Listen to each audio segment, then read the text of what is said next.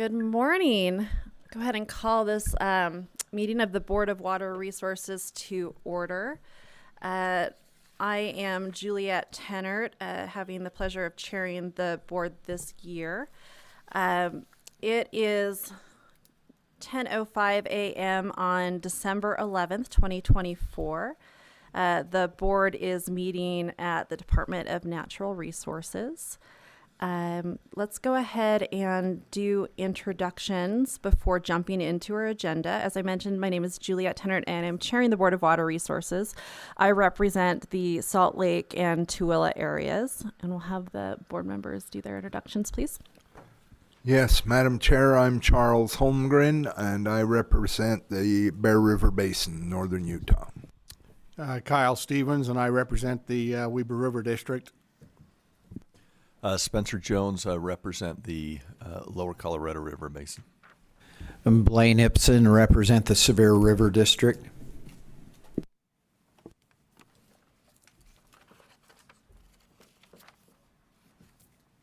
All right, and Randy. Randy Crozier, Green River District. Brian Steed, Great Salt Lake. All right, thank you. And we have two board members who are participating online. Let's go to Dana Van Horn first. I'm Dana Van Horn. I represent the Upper Colorado District, Carbon, Emery, Grand, and San Juan counties. Thank you. Mike? Yes, Mike Davis, Vice Chair, and I represent the Provo River Drainage. Great, thank you. I will note that all board members are present. Oh my goodness, I was just about, we're so glad that you're here. Director Hassenjaeger is here with us. We appreciate you joining us. Director's just walking in. Yes, I'm ready for it. Introduce your team, please. Yes, and thank you for your patience with me this morning as I was dealing with an allergic reaction, but we'll get going. So with us today is Joel Williams, Shalane DiBernardi, Todd Stonley, Marisa Egbert, Tom Cox, Ben Merritt, Ethan Stayner, Brad Caldwell, Ani Baynard's online, Stephen Gregerson, Jessica Chen, Shannon Clow, and she's doing our minutes. Thank you, Shannon. We also have Edward Mueller from the Water Agent's Office, Sarah Schechter from the AG, and I know Todd Adams from the department will be visiting with us shortly. And then our amazing AV team, Paul Gedge and Carmen McDonald and Seth Majors. So really grateful for them. All right, thank you. We also have a number of folks joining us today who are representing some of the projects that we have on our agenda, and we'll make introductions as we go through those projects. So with that, I guess we can just go ahead and jump into the agenda. First on the agenda is approval of our minutes. Board members all had these in our packets. We appreciate Shannon sending them to us last week, and so we've had some time to review. Are there any questions, comments about the minutes, changes to be made? If not, I would be looking for a motion. Madam Chair, I will motion to approve the board meeting minutes from October 10th, 2024. Great, thank you. And Madam Chair, I'll second that motion. Okay, we have a motion to approve the minutes by Board Member Holmgren that's been approved or seconded by Board Member Stevens. Is there any discussion? All in favor? Oh, I'm sorry. We do actually need to do a roll call vote because we have two board members participating virtually. Candace, are you good to help us with that? Okay, I appreciate. I hear she's just sailing in, and we're leaning on her like always. Let's go ahead and do roll call vote. Okay. Board Member Holmgren. Aye. Board Member Stevens. Aye. Spencer. Aye. Board Member Ibsen. Aye. Board Member Crozier. Aye. And Board Member Steed. Aye. And then online Board Member Van Horn. Aye. And then Board Member Davis. Aye. All right, thank you. Minutes are approved. Thank you. Next on our agenda, we have the NRCS snow report. Spencer Donovan is joining us today. Welcome, Spencer. Appreciate you being here and We hope that you have just amazing, excellent news for us, right? Amazing news. You've all Spencer's seen it going out to there. present the snow report. Yep, you've seen it with your own Appreciate eyes. that. Yeah, thanks for having me here. Good morning, everyone. Again, my name is Spencer Donovan. I'm one of the hydrologists over there at the NRCS Snow Survey Office. Starting off with everyone's favorite here, the statewide basin SWE map. Yeah, not super great news like you'd hoped, but overall everything's looking just okay. Okay, it's better than Yeah, not okay, I mean, I guess. you know, it's early in the year, so yeah, you know how these things go. Through the lower portion of the state, you can see everything's kind of hovering right around normal, a little bit below, a little bit above.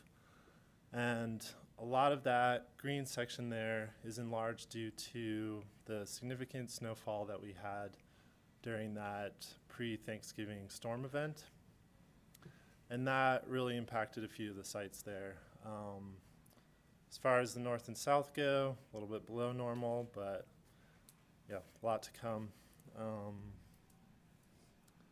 Yeah, as usual, you know, before putting too much credence into these numbers, we like to point out that these normal values are relatively low, the 30-year normals, relative to how much each basin can fluctuate given the lack of or presence of storms, you know, week to week or day to day. Just to sort of highlight this, what I'm talking about, I also, it's kind of tough to see here, this is a basin map from just a week ago. You know, things were looking much better, even though, and while those, you know, we're during this sort of dry period now, and so all of those SWE values have stayed stagnant and leveled off, and meanwhile that 30-year median is creeping up incrementally, and so we've seen sort of a dramatic drop in those basin normal percentages as a result. Whereas, you know, as that snowpack matures, you don't see kind of these drastic shifts given the lack of or presence of a storm or two. Yeah, just sort of jumping into the nuances of the current conditions out there. On the left, it's a map of the individual snow-tail basin normals. And you can really see kind of in that southern middle band those sites that really came out ahead during that Thanksgiving storm event. And then on the right side, it's a map of the snow depth, the amount of snow that's currently sitting on the ground. So anywhere between 0 and 40 inches of snow at the most, still in that middle band. You know, important to note, down at the bottom there, you know, there's a lot of sites in the Uintas and southern Utah that are sitting at, you know, just a few inches or even no inches at all, or just bare ground. And that's not altogether atypical for this time of year, but hopefully we see that change sometime soon. Finally, just looking more into the state of our statewide snow water equivalent, sitting at 85% of median. This is just a timeline of the current water year plotted there in black. And, you know, this really highlights, sorry, I'm dragging my mouse around like it's pointing at stuff. Yeah, this sort of flatline period that we're going through right now, we were sitting there above normal before Thanksgiving, and then sort of as that period drags out, we're just kind of creeping our way along below that median value plotted in green. Additionally, I've also plotted last year, the 2024 water year, and pretty similarly, we had an even longer extended dry period that started, you know, just about today and went on into the first week of January, at which point the spigot really turned on and we ended up with a pretty exceptional year, you know, only really overshadowed by that 2023 record-breaking year. So plenty of time for things to develop. Never really know what's going to happen at this point. Again, this is, you know, the precipitation version of the basin-wide map. So that encapsulates both liquid and solid precipitation, meaning snow and rain. Very similar conditions out there, as it happens to be also at 85% of median in terms of liquid precipitation. I wanted to note here, and it's not shown on the timeline in the bottom left, and this encompasses sort of the week that preceded the current 2025 water year, but we had that extended period of dryness from September 18th to about mid-October. And I'll sort of get into what some of the lasting effects of that might be here in my next slide, the statewide soil moisture values. So these, again, another timeline of the water year with our year plotted in, the current year plotted in black. And with the soil moisture values where they're at, these, the current condition here are much more likely than those fluctuating snow and water levels to sort of be like the antecedent, sort of burn the blanket, if you will, that'll stick around and affect our runoff efficiencies. Fortunately, we had that precipitation event in mid-October that sort of bumped us up into the 10 to 20th percentile range. Unfortunately, as our mountains get, the bare ground gets capped with soil, that soil moisture levels tends to stay within that normal percentage band throughout the remainder of the snow year. And when we move into the runoff season, that is likely to affect our runoff efficiency as that bare soil needs to absorb more of the water before it lets the water run through it.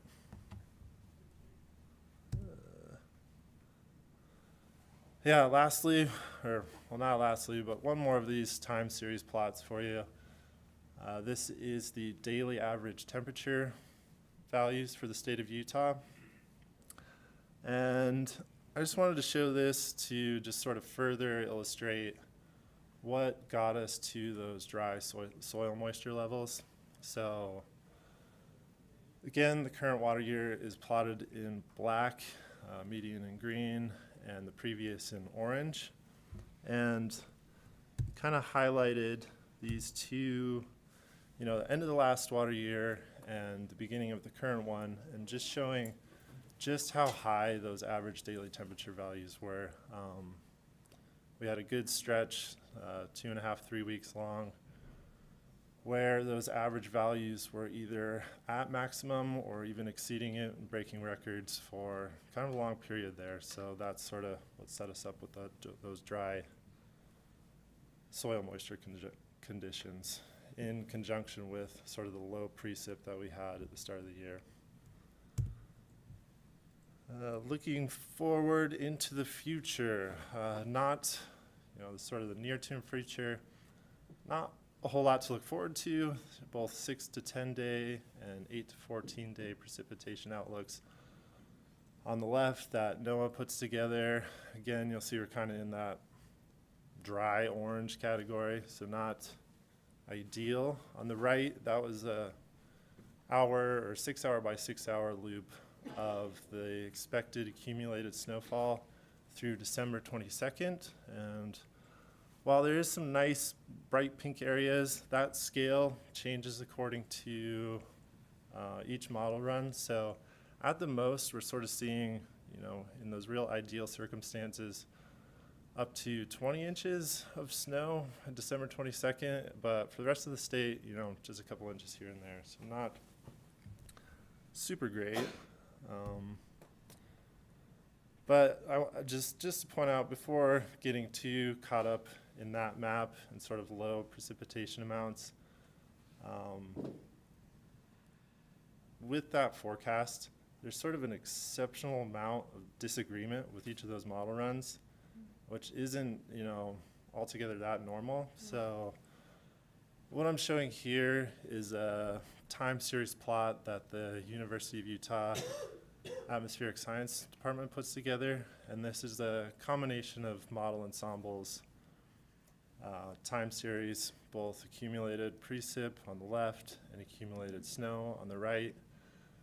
And you can see, you know, the nice part is we are sort of set up for a series of low pressure systems to come through. It just doesn't seem like there's a lot of moisture associated with those.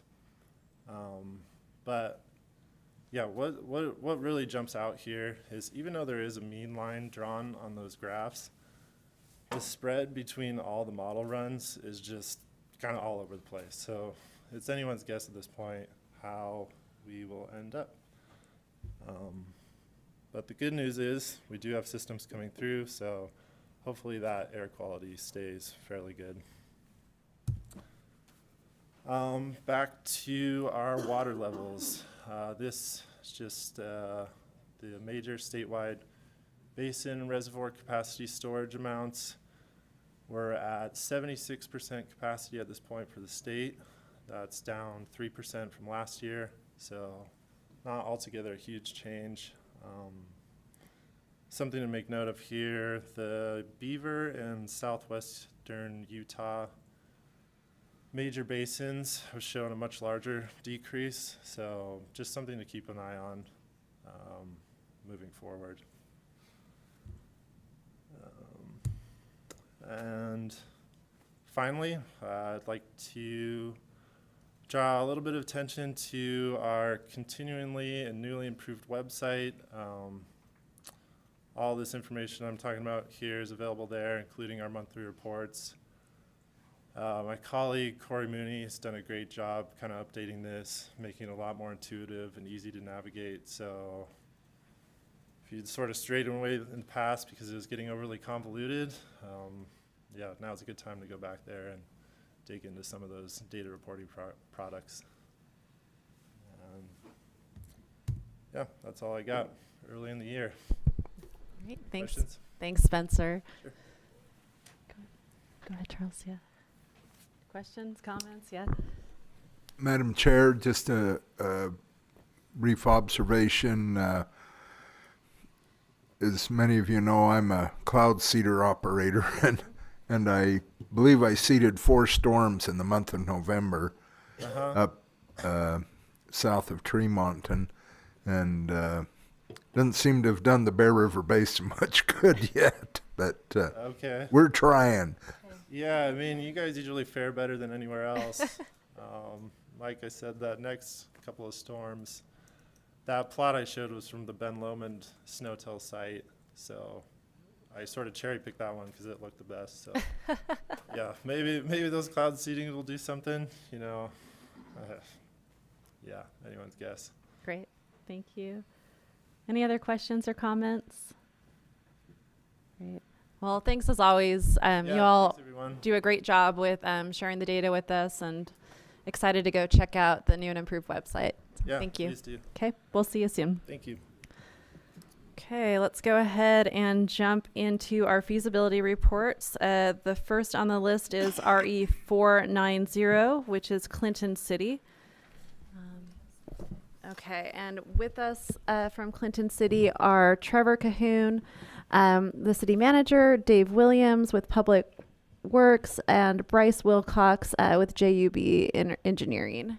Great, thanks for being here, gentlemen, and we'll look to Tom to brief us on this project. Madam Chair, members of the board, the Clinton City provides water to about 7,055 connections. This is culinary water. And water is obtained from a well and from the Weber Basin Water Conservancy District. The applicant has been before the board for projects twice in the past. Those are both been paid off. So let's go ahead and show you the map. As most of you know from other projects with Davis Weber, the UDOT has been doing some road widening and improvements on 2000 West and 1800 North in Clinton and Sunset City. The 2000 West project is pretty much done, and that project, as well as the proposed UDOT project, is impacting and will impact Clinton City's infrastructure. They have pipelines in the road. For the 2000 West project, Clinton City used its own funds to pay its cost share. It ended up being about 3.4 million, which is about double what they were expecting. So that kind of wiped out all the reserves that they had that they were planning on using to pay for this project. So Clinton has 2 transmission pipelines in 1800 North. One is a 70-year-old 12-inch cast iron pipeline. The other is a 40-year-old ductile iron pipeline, which that was actually part of one of the projects the board funded before. Those pipelines are aging and would need to be replaced anyway, but because of the UDOT project, that timeline has kind of been being moved up so they can not only replace that pipeline but get them off to the side of the new road so it'd have a better access for operation and maintenance in the coming years. So that project, just the Clinton City part of the project has a cost estimate of $4,588,000. The total pipeline project, UDOT is paying for part of it. So the proposed project that's before the board now only includes the part that the city is responsible to cover. So if you look at the cost sharing, it's proposed that the board authorized today 85% of the project cost up to $3,900,000. That the bond indebtedness be returned at 3.09% interest over 15 years with annual payments of approximately $356,000. Now maybe a comment about how we came up with that, those loan terms. The board's affordability guideline dictates that residents should be able to pay 1.4% of their median adjusted gross income for water. And so we looked at the existing cost of water in the Clinton area, their average culinary water bill, their average irrigation water bill, property tax that they pay that's linked to water, and also the proposed new water resources repayment. And adding those all together, it comes up to about $62.18 the residents will be paying for all water. The affordability guideline dictates that they could be paying up to $74.20 for water. So hence that's why we came up with the interest rate we're using and the number of years that is being proposed. So that's basically staff's report. Thank you, Tom. Let's go to the applicants. Do you have anything you'd like to share with the board before we go to questions and comments? No, just thank you for the opportunity to Oh. there we for go. watching for Green that, light yeah. means on, doesn't it? There you go. We want to thank the board for the opportunity to present to you today. Tom covered a lot of the things that we were going to talk about. The only thing that we are requesting is just due to the impact to our residents and the immediacy of this project that we weren't anticipating, we would request that term be a 20-year term just to allow for us to ease that burden on the residents and then be able to store up some additional capital funding for other projects that are happening around the city. Great. Thank you. Questions or comments from the board? Go ahead, yeah. Madam Chair, a couple of questions then. So you're making a request to increase the term from 15 years to 20 years. And Tom, do you have the dollar amount as to what that would represent by way of annual payment? Yes, that would reduce the annual payment to approximately $281,000 per year. So $281,000 versus the $356 that you would be what is proposed at this time, and so that would make a difference of $70 roughly $71,000 would be a lower annual payment with those changes in terms. What is the estimated future of your funding needs? Do you have any idea what those might be? I can answer some of that. So we got a couple of big projects coming up that we could use this funding for. UDOT is hitting Clinton City on all angles all at the same time. So they just completed the first phase of 2000 West. They're completing 1800 North now. UDOT is in the design phase for the next phase of 2000 West, which will be another impact to the city's water system of roughly $1.5 million to $2 million. We've obtained some grant money, but we still need to come up with our match money to that to pay for that one. And then UDOT will also be heading west on 1800 North probably as soon as all of these ones are done, which we'll need to replace our water lines going west for another 1.5 miles, which will impact the city. And so anything that we can do to help prepare for these upcoming projects will be a great benefit to us. We're also in the process of, we have a grant from the Bureau of Reclamation to drill a new well in the city that's being done with impact fees and that. And so any additional funding that we can put towards that will help that project go forward. Okay, and then just the other comment that I'd make, based on the information you presented, the affordability guidelines indicates that the residents could be paying up to $74 a month, but based on the proposed structure would be right now would be $62, so a difference of $12 a month that they could afford the additional the additional payment. Okay, those are the questions and comments I guess I have at this point. Appreciate that. Any other questions or comments from the board? I was curious on your response to that. Yes, so we intend to do a rate study for these capital projects going forward and looking at increasing our water rates to encompass those projects going forward. And so that's a large push by the council to look at how we can be more sustainable and plan for these future projects in the coming years, and create those funding opportunities for us to self-fund a lot of those projects. Thank you. Madam Chair. Please go ahead. Do you have regular water rate increases on your customers? The base water bill seems pretty low. We have done minor increases over the years, but we haven't done a comprehensive rate study in the past, and so that's one. I'm fairly new as a city manager. I've been there about a year now, and we are working on creating a schedule for doing a large rate study review for all of our utility rates, and the water rate is one that we have interest in doing first.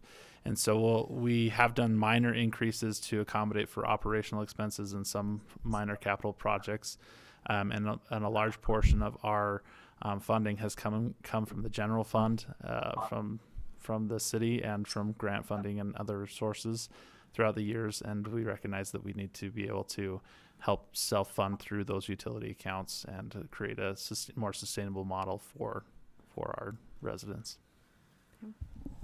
And maybe I can just add as well to that, to repay this loan, it's roughly a $4 to $5 a month increase in the water rate. And I'm not sure if that was included in the 62 or where that's in, but we're planning on raising them probably $5 a month right now just to repay this loan, in addition to the things that Trevor had mentioned. Madam Chair, just Please. one question. So it also says in our packet, so it would be a $4.20 increase, bringing the current water bill to $62.18 for an average. And then underneath it, it says that you're looking to add an additional $4 to $5 a month to that amount to fund your reserves to pay for other projects. So are you planning on raising that to $67? It just seems, I'm intrigued by this. Well, I think yeah. I think we can we'll tag team this answer. So to repay the loan, we need to raise our rates roughly $5, about between that $4 and $5 as we go through it. And then, as Trevor mentioned, we need to do a rate study to make sure that our water funds are sustainable for the future. And so we're in the process of doing that with an anticipated rate increase. We don't, excuse me, don't know what that will be, but we expect it to be a few dollars a month. So I don't have anything else to add to that. No, that encompasses everything, I would say. Thank you. Board Member Jones and then Board Member Steed. So just to clarify, the $4 to $5 a month, is that for the 15-year or the 20-year term? The 15-year. 15. Okay. Thank you. Great, thank you. Board Member Steed. Just a curiosity question on the secondary water bill. Is that per year or per month? It's per month. Is it per month? Yes. Okay. Thank you. This is probably a naive question. Of the 7,000 or so connections, how many of those have secondary? Are you pretty much on 100% secondary water? Do you have access to both?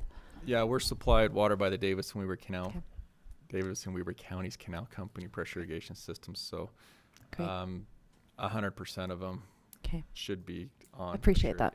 Okay, thank you. The reason I ask is because we have data where you have information on, the average culinary water bill, average secondary water bill, and in some places there's, 30% are covered by secondary water. So I just trying to get my head around, how to think about these numbers. So thank you. I appreciate that. Any other questions or comments from the board? I guess I still need some clarification based on the questions that have been asked from other board members. So, Tom, you included in the water cost $4.20, which would cover the cost of this particular loan.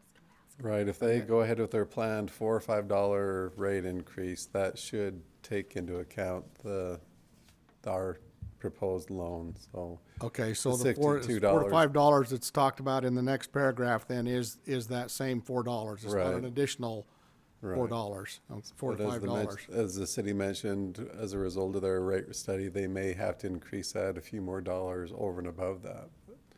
But what they're talking about now will cover their proposed loan payment. Okay.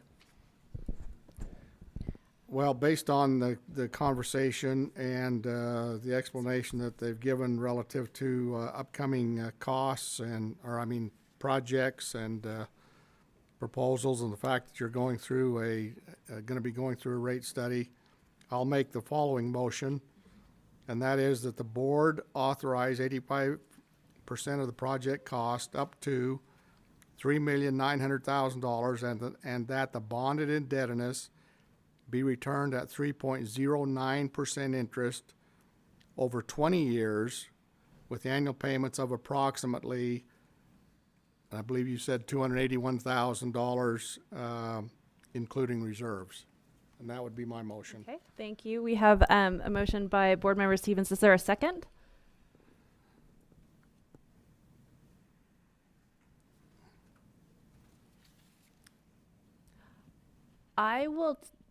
I think Robert's rules allows me to second as chair, does it? I'll go ahead and second as chair just so we can have a discussion around the motion. Tenor seconds.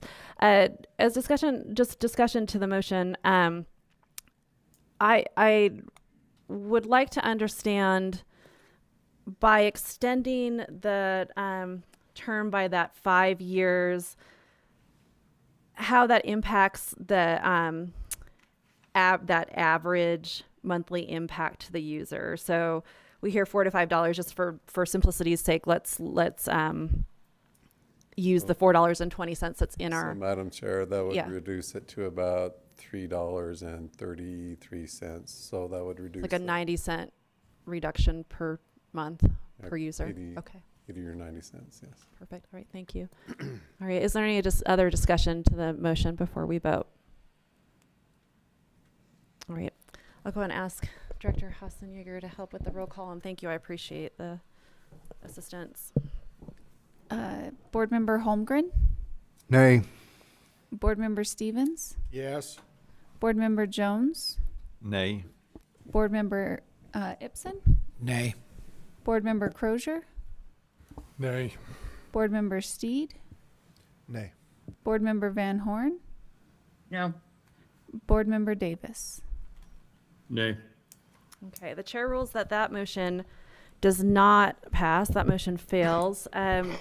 Is there another motion? Then, Madam Chair, I would like to make another motion, and that would be that the board authorize 85% of the project cost up to $3,900,000, and that the bonded indebtedness be returned at 3.09% interest over 15 years, with annual payments of approximately $356,000, including reserves. Second. All right, that's been seconded by Board Member Crozier. Is there any discussion to the motion? Okay, let's go ahead and do roll call vote. Okay, Board Member Holmgren, Aye. Board Member Stevens, Aye. Board Member Jones, Aye. Board Member Ibsen, Aye. Board Member Crozier, Aye. Board Member Steed, Aye. Board Member Van Horn, Aye. and Board Member Davis. Aye. All right, that motion passes. And the project's been approved with the 15-year term. All right, thank you. Thanks, gentlemen. Thank you. Great. Thank you. All right, let's go ahead and go on to RE491. That's Draper Irrigation Company, which is in my area. Appreciate that. Thanks, gentlemen. And let's see. Okay, and oh, great. Good to see you, gentlemen. Present, we have Steve Cunningham, who's the assistant GM, and then John Oldham from Bowen Collins. We'll go ahead and get the briefing from Ethan. Okay, Madam Chair, members of the board, thank you. Excuse me. For Draper Irrigation Company, this project is would be coming from the revolving construction fund. Our total cost estimate came out to be $1,132,000. And so this project is located in Draper and Salt Lake County. Here's the map. The blue line there shows part of their culinary system, and then the red dashed is the actual area of pipeline that will be replaced. And then, the green dot there shows the new where the PRV station is and will be replaced. So,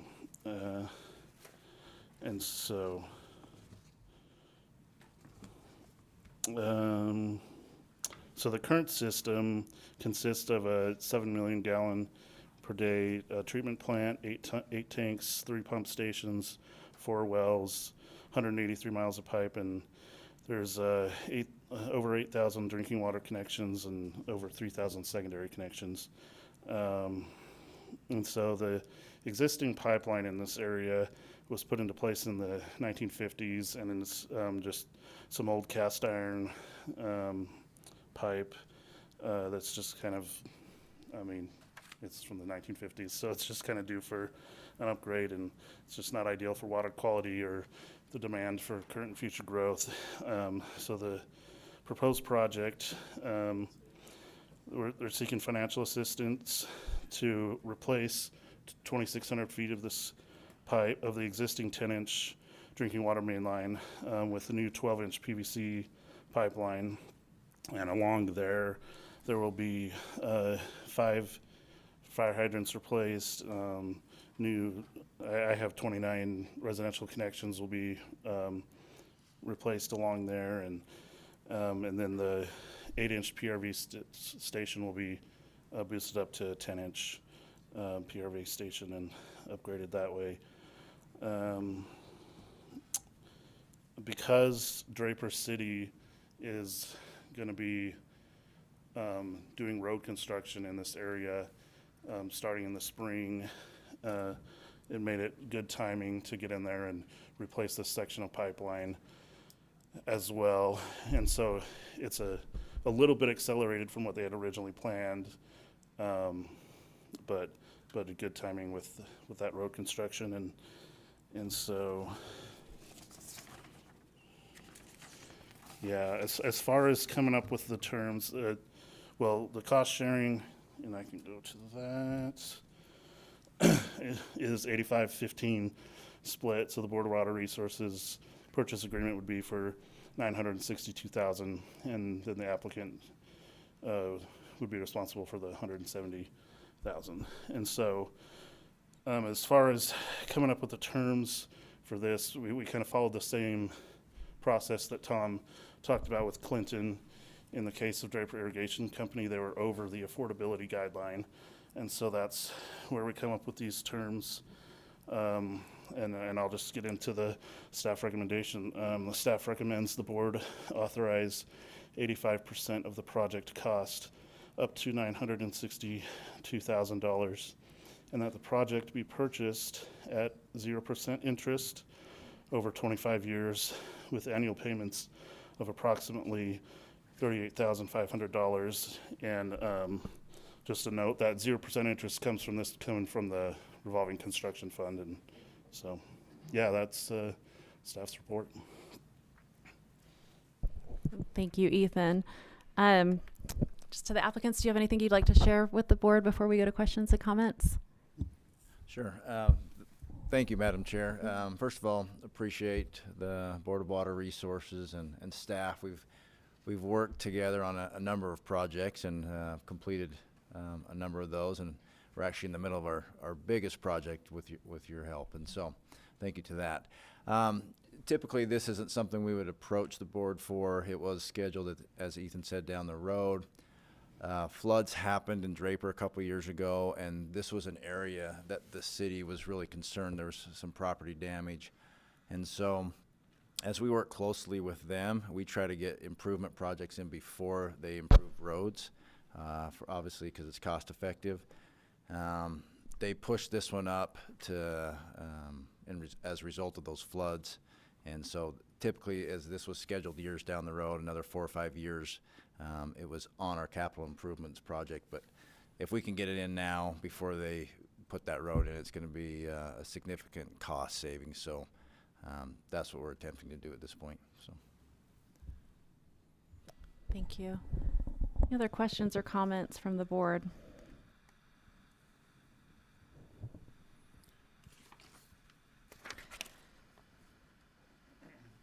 All right, seeing none, I'd be looking for a motion then. Madam Chair, I'd like to make a motion that the board authorize 85% of the project cost up to $962,000. The project be purchased at 0% interest over 25 years with annual payments of approximately $38,500. I'll second that. All right, thank you.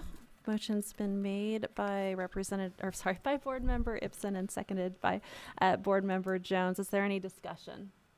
Let's do roll call vote. Can I? Oh yes, please go ahead. As part of discussion, go for it.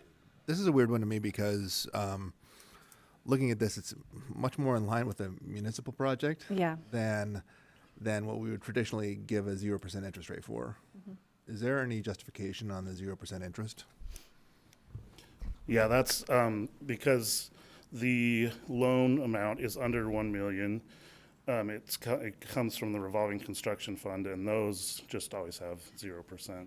That's just kind of what has always come from there. Right. Because we're under discussion, you open the.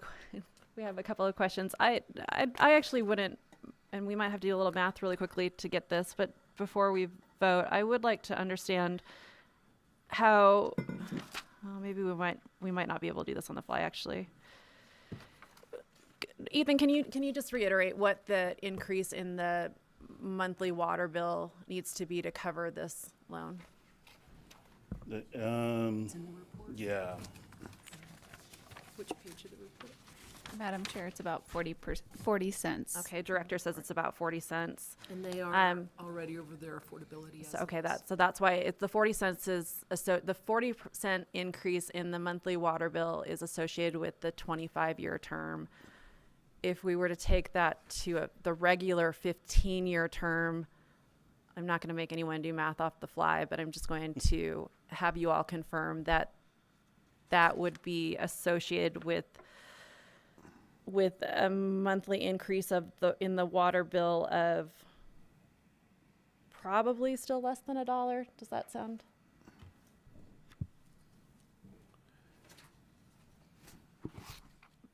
Madam Chair, I can see our engineers working hard to calculate this. See, the engineers aren't like economists. They don't feel good about just like taking a little squishy number and. That's because economists have so many hands. On the other hand, I'm just trying to get a feel for magnitude. Madam Chair, Yes. just checking on the wording. You mentioned the 15 standard or regular. Oh, That's the yes. minimum. Okay. Standard is 15 to 25. Okay. And so first of all, it was, funding is less than $1 million, so it's eligible to come out of the revolving construction fund.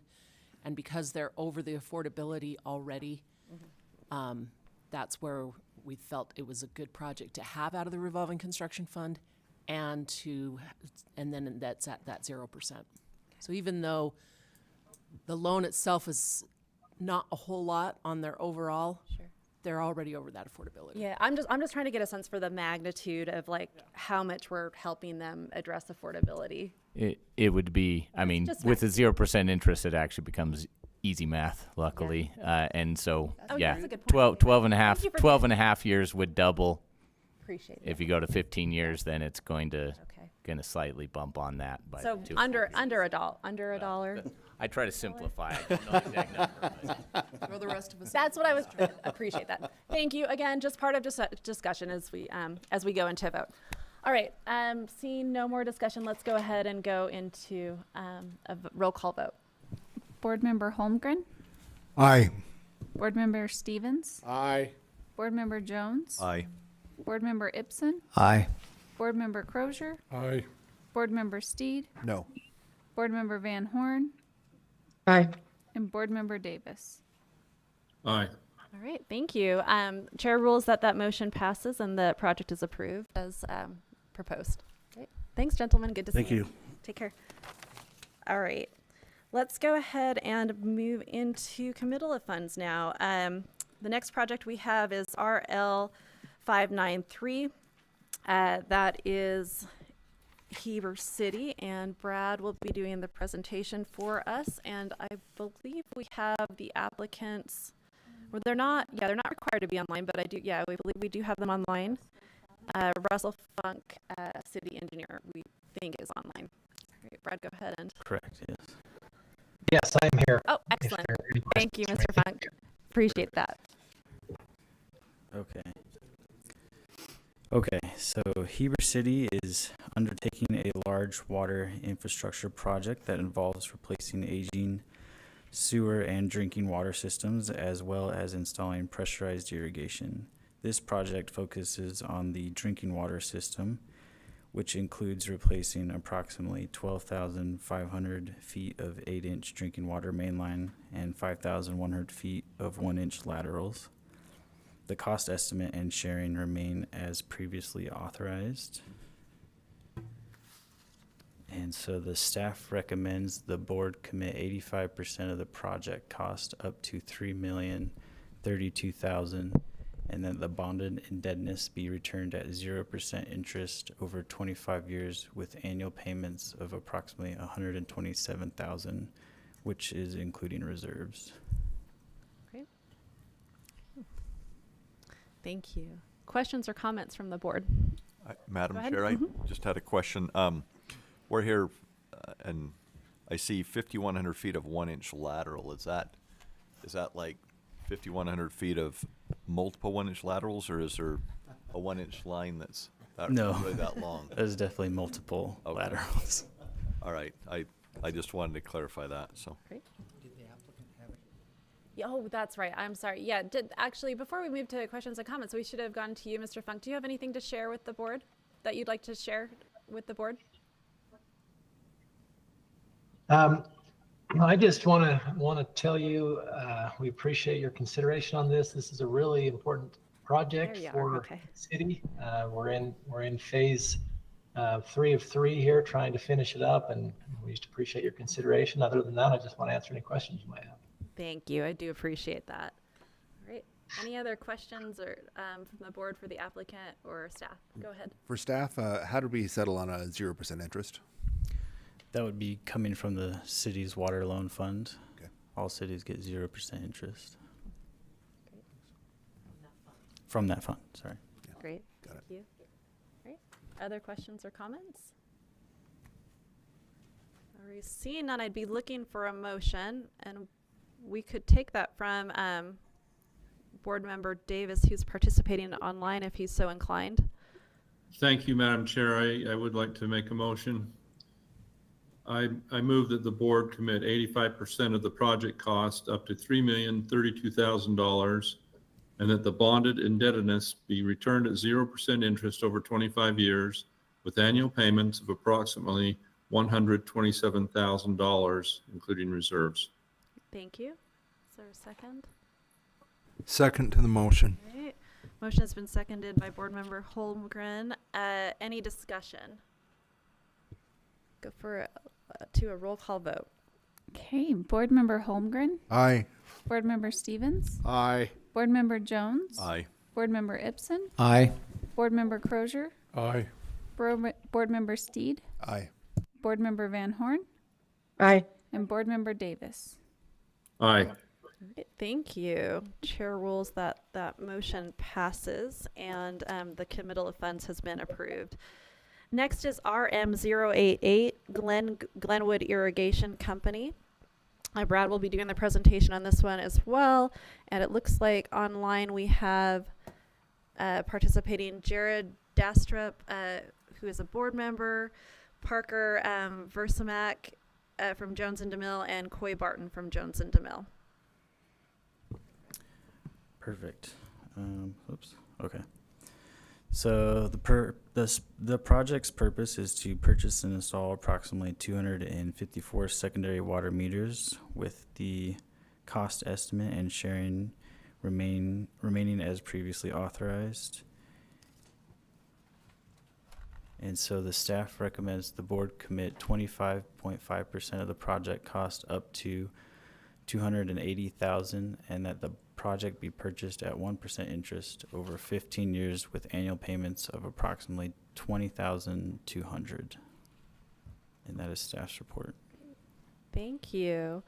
To our applicants online, is there anything you'd like to share with the board before we go to questions?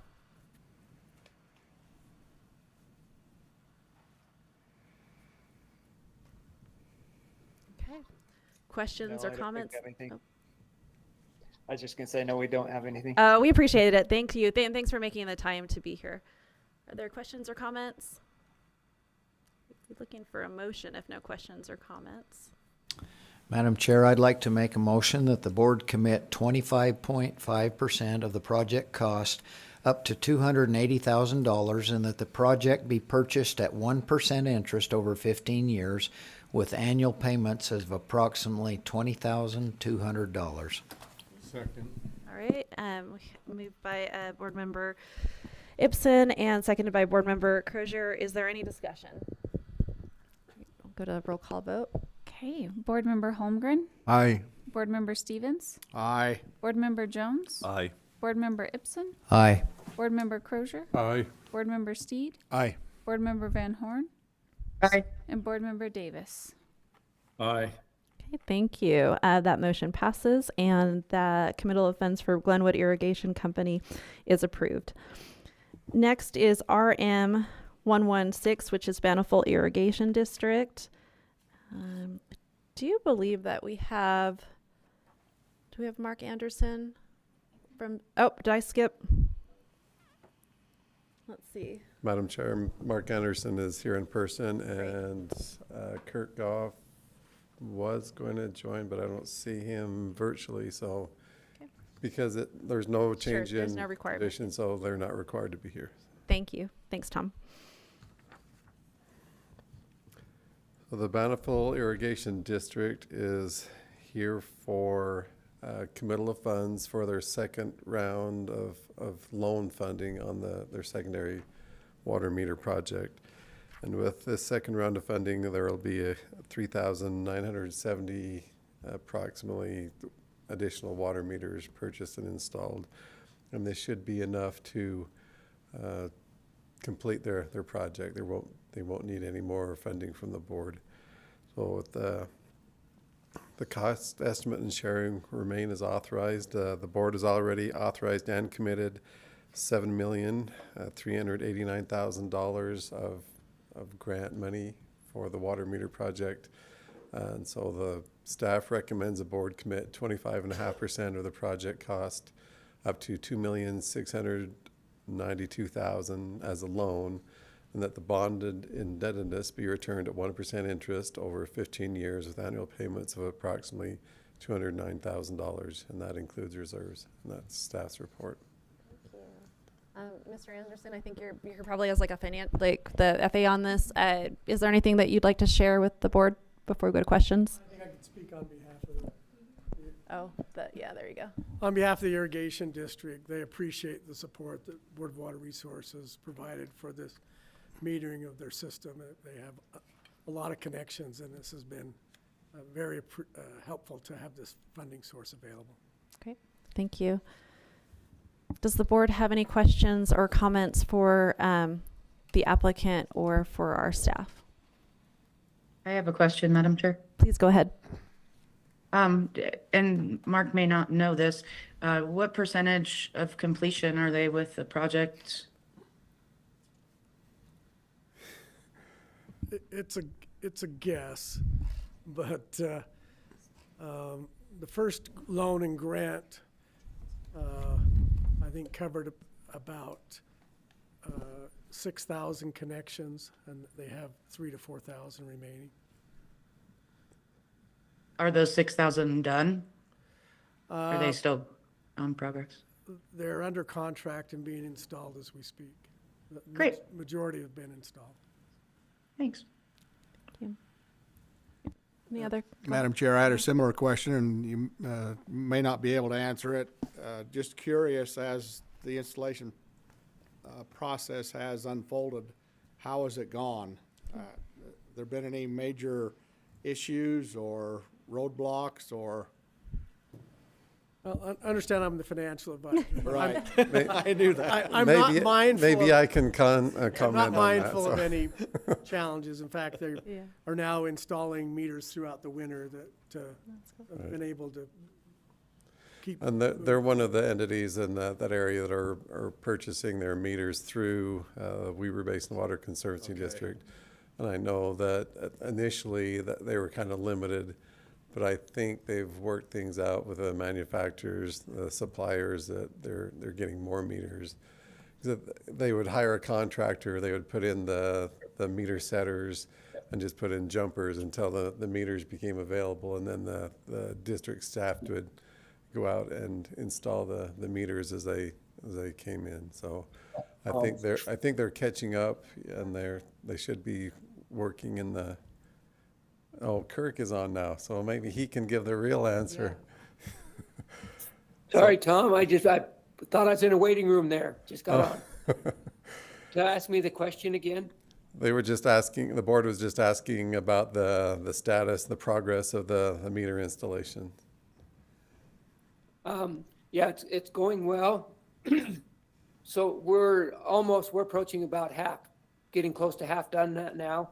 And our anticipation is by the end of 2026, by the time that the grant is due or it ends, we will have all just short of 10,000, 9,600 in. We anticipate having them all done. Great. All right. And part of my question was, this is Kyle Stevens. Have you had any major roadblocks or issues you faced, with the installation process?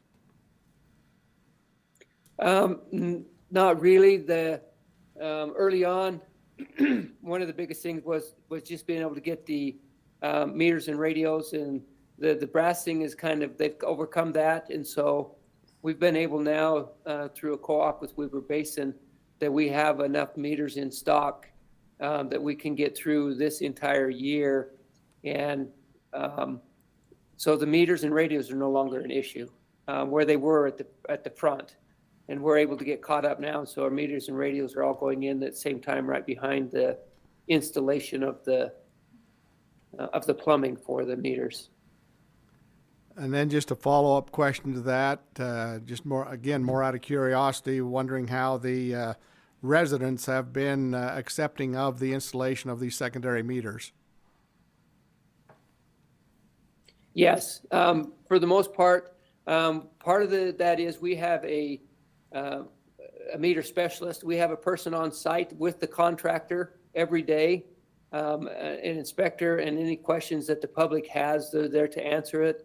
And our contractor's been very good with the public, and they know what we expect. And the first year was a little rougher, but as it's gone on, we've got the system down, and the contractor knows what we expect. And having a person there full time with the contractor really helps.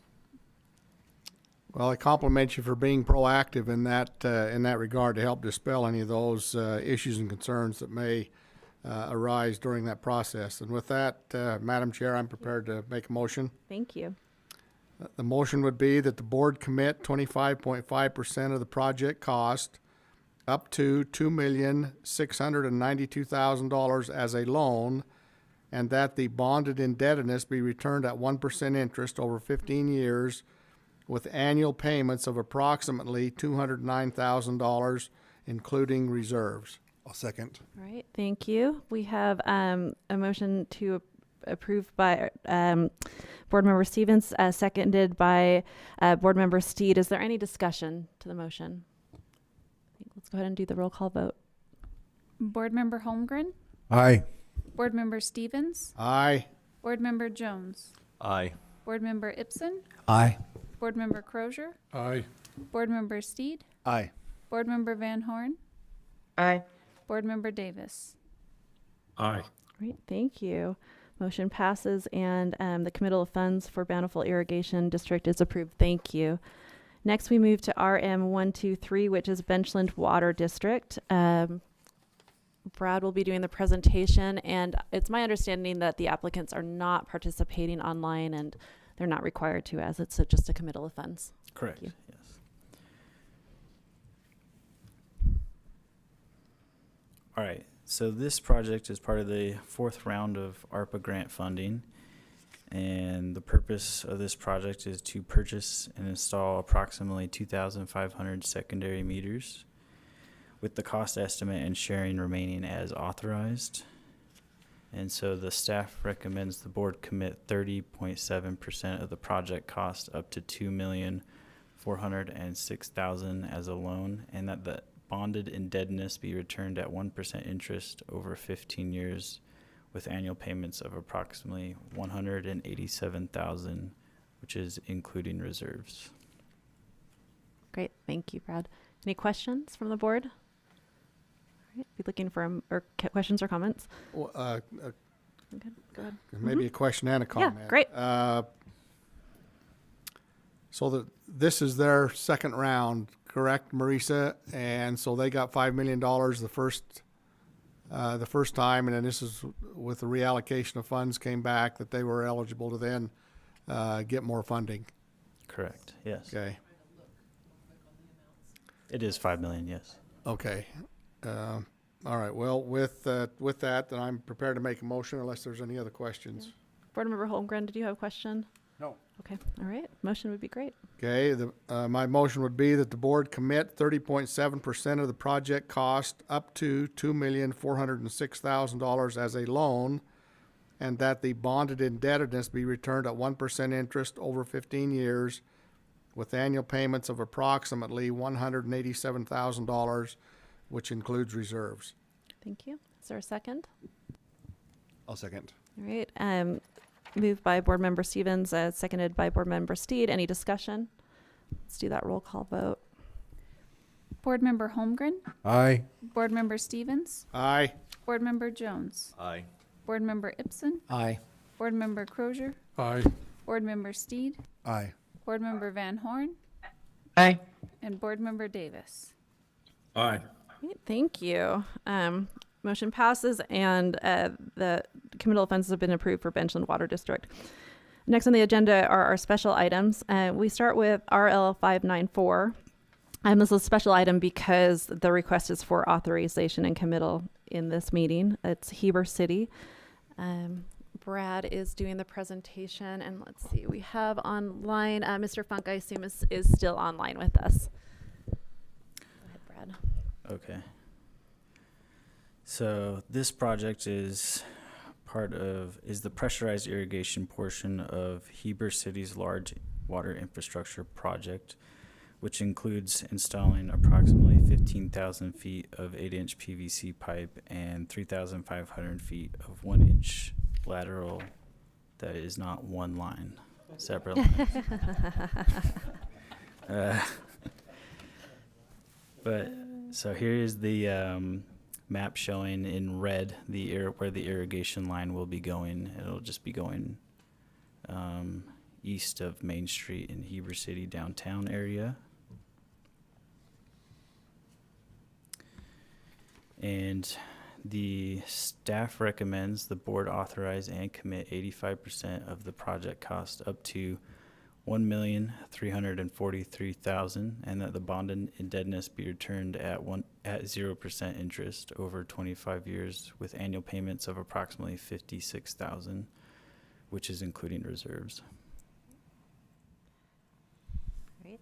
Thank you. Mr. Funk is the city engineer, is online. Sir, do you have anything to share with the board before we go to questions? I do not. Just again, thank you. And if you have questions, happy to answer. Appreciate that. Are there questions or comments for the staff or for the applicant? Board Member Steed. So it's my understanding this is to pressurize your secondary system. I'm curious if there's other outdoor water conservation metrics or requirements you're going to put in place as part of this upgrade. So you might know that Heber City also received a grant and some funding from the Division of Water Resources for metering. So all of our existing areas in the city that are already on pressurized irrigation are getting a new meter through that project. This is an area where we are installing new pressurized irrigation lines to customers that did not already have them.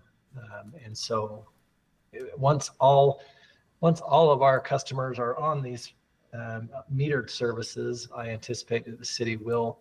Right now, it's just a flat fee. We haven't had a way of metering it, but once these two projects are done, we'll have a way of metering and evaluating use, and we'll have it. The assumption is that we'll move to a tiered water use structure. And just so I'm clear, currently we don't have that in place, correct? Correct. Okay, thanks. I have a question, Madam Chair. Please. Does Heber City charge impact fees for the secondary water? We do have a secondary water impact fee. That is for areas that are required to be upsized due to growth, if that makes sense. These are just standard size pipelines where we're extending it to existing parts of town. So this wouldn't be impact fee eligible work. So even though they're new customers that didn't have it before, they're not, because they're existing on the drinking water, they're not considered eligible for, I don't understand. That's correct. Yeah, this is an existing part of town where there's already homes, already people living there. It's not an additional demand caused by growth. We're expanding our existing pressurized irrigation system. So this project would not be impact fee eligible. And they're not paying a connection fee either? These customers are not. Okay, thank you. Any other questions or comments from the board? Okay, seeing none, I would be looking for a motion.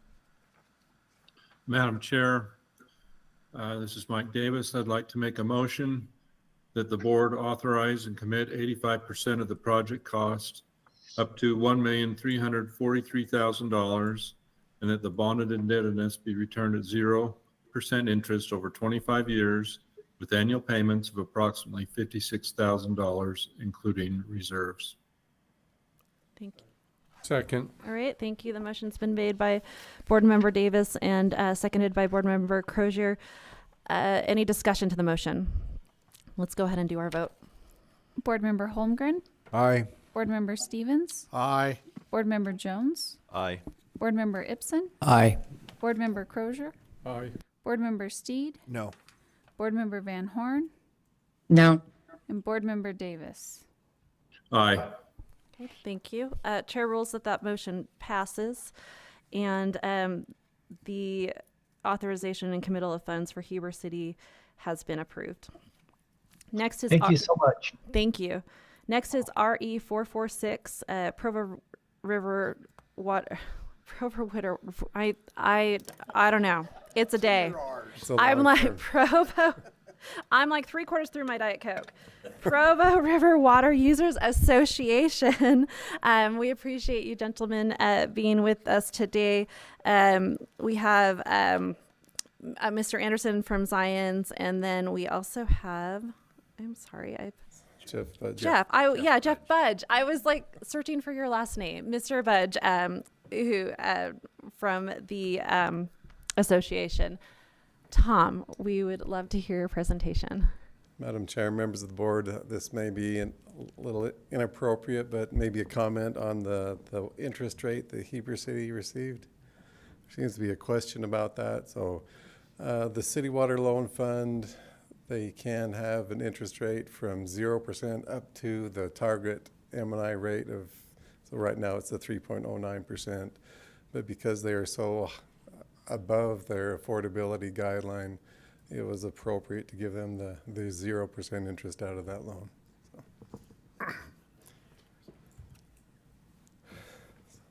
So for Provo River Water Users Association, which is a mouthful. I don't know I don't think it is. I think it's just me.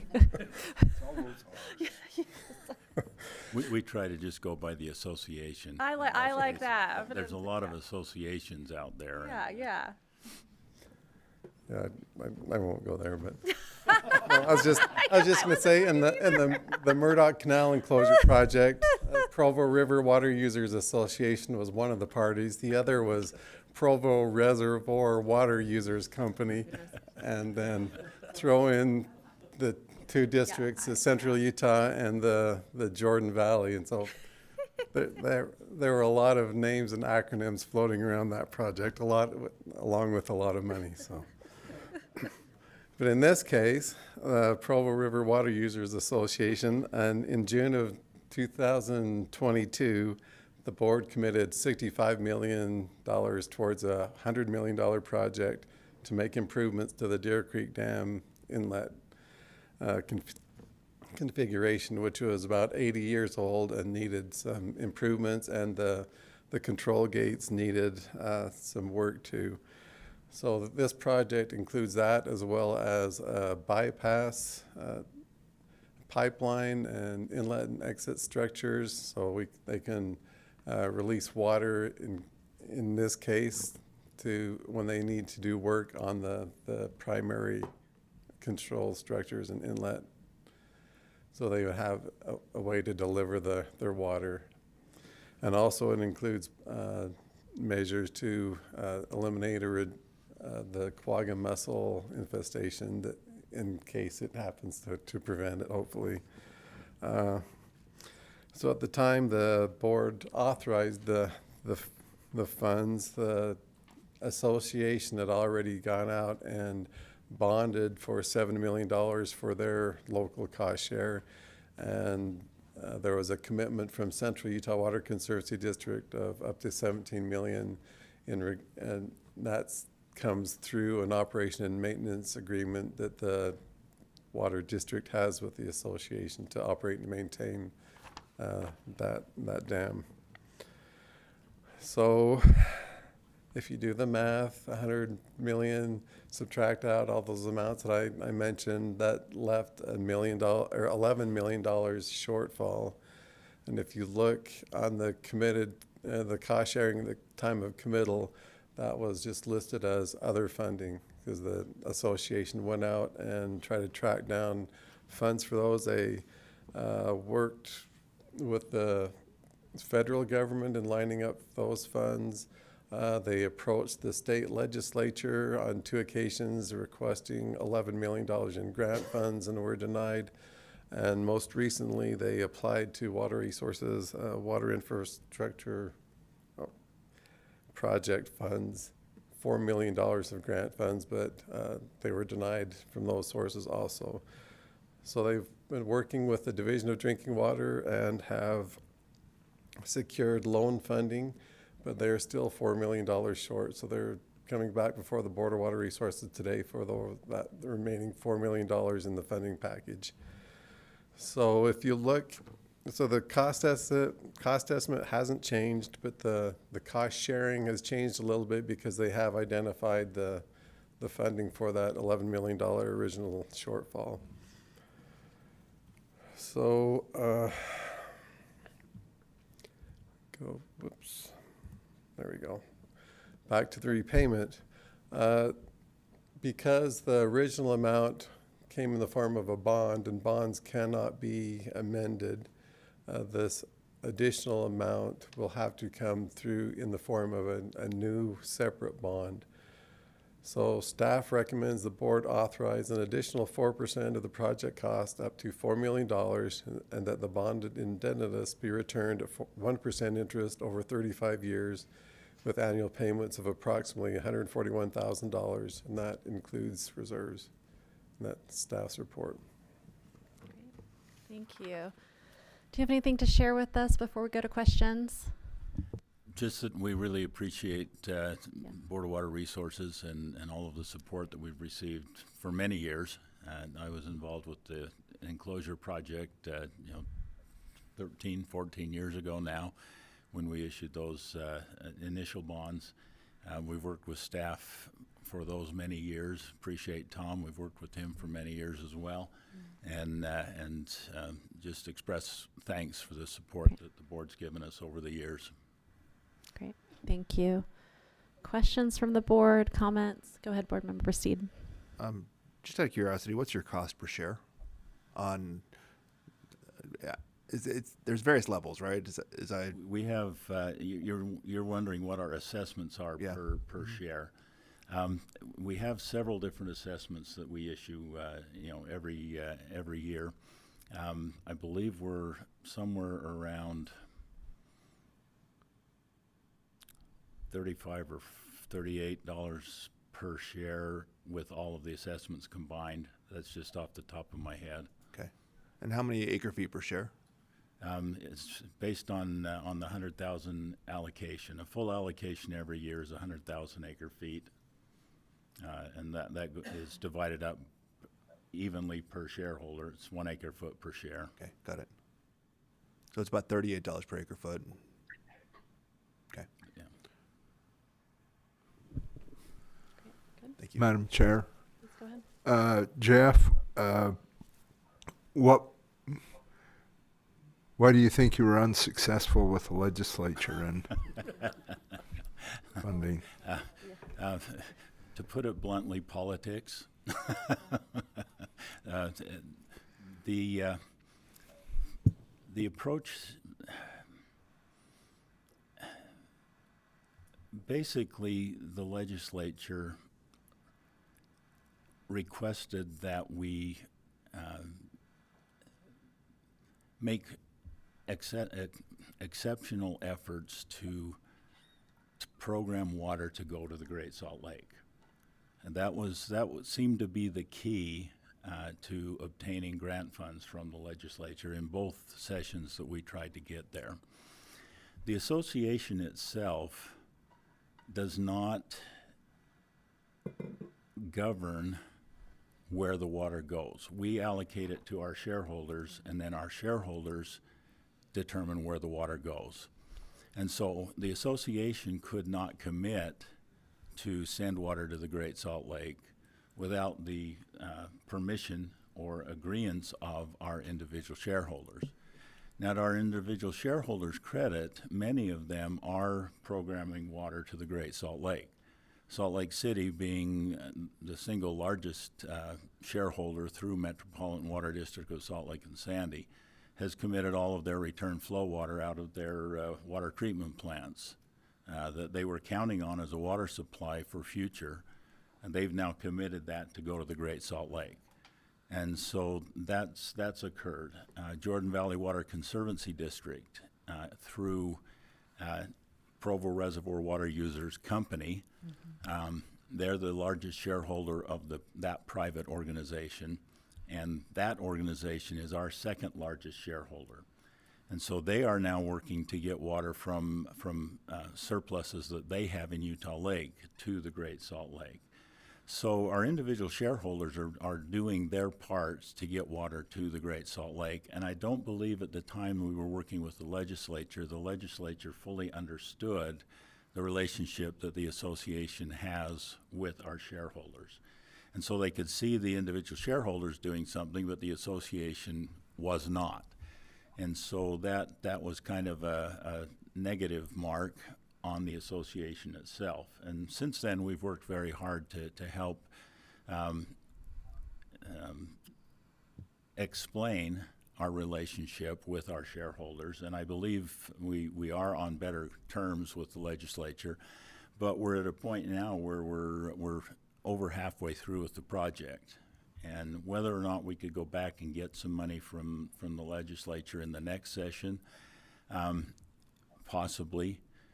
But my contractor and engineers would really like to be secure in their income through the length of the project. And so if we were to be able to get to the legislature again and get some grant money, we would just then not bond or issue the requests for funds out of these bonds that we're getting from the Drinking Water Board or the Board of Water Resources. We would reduce the amount that we would take from those bonds, and that would release the funds back into the pockets of the two boards. And so if we are successful in an attempt, if we can make another run at the legislature this upcoming session, we would certainly like to do that because it would reduce the cost to all of our shareholders. Salt Lake City is deferring projects. Jordan Valley is deferring projects simply because the cost of the projects is so great that they have in their own systems.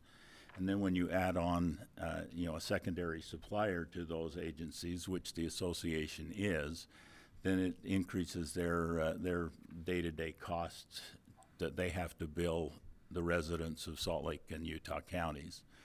So, that's the reason we've attempted to get grant money for this last $11 million, because we're already funding $89 million through, repayment sources that they've got to charge their shareholders or their city constituents. Thank you. Madam Chair, a follow-up question on a different subject. How's the project coming, and what kind of surprises or disappointments have you had? The project in general is going very well. There have been a few surprises, but nothing of a major impact. We have bored the bypass pipeline. It has been bored through the sidewall of the canyon and is in place and has been capped off. We've now cut open the top of our penstock tunnel. They just took the last piece of concrete out of that last week. So we've got an open hole into our penstock tunnels in the sidewall of the canyon now. And they're preparing to build the foundation for the building that we're going to put up around those penstocks and raise up to the level that the pipe comes through the canyon wall. And then they'll put all of the piping and valves in that building. All of the work inside the reservoir that we've had to do with divers, it's complete to the point that they've got a base structure to support our intake screens and pipeline, and they use that same structure as a landing port for the tunnel boring machine. When they punched through into the reservoir, they had a cradle there for the tunnel boring machine to rest on. And then they retrieved that boring machine with cranes onto barges out in the reservoir. And so that point is ready for installation of the screening structure that will happen next fall, a year from now. And so we're moving along very well. The contractor is on schedule.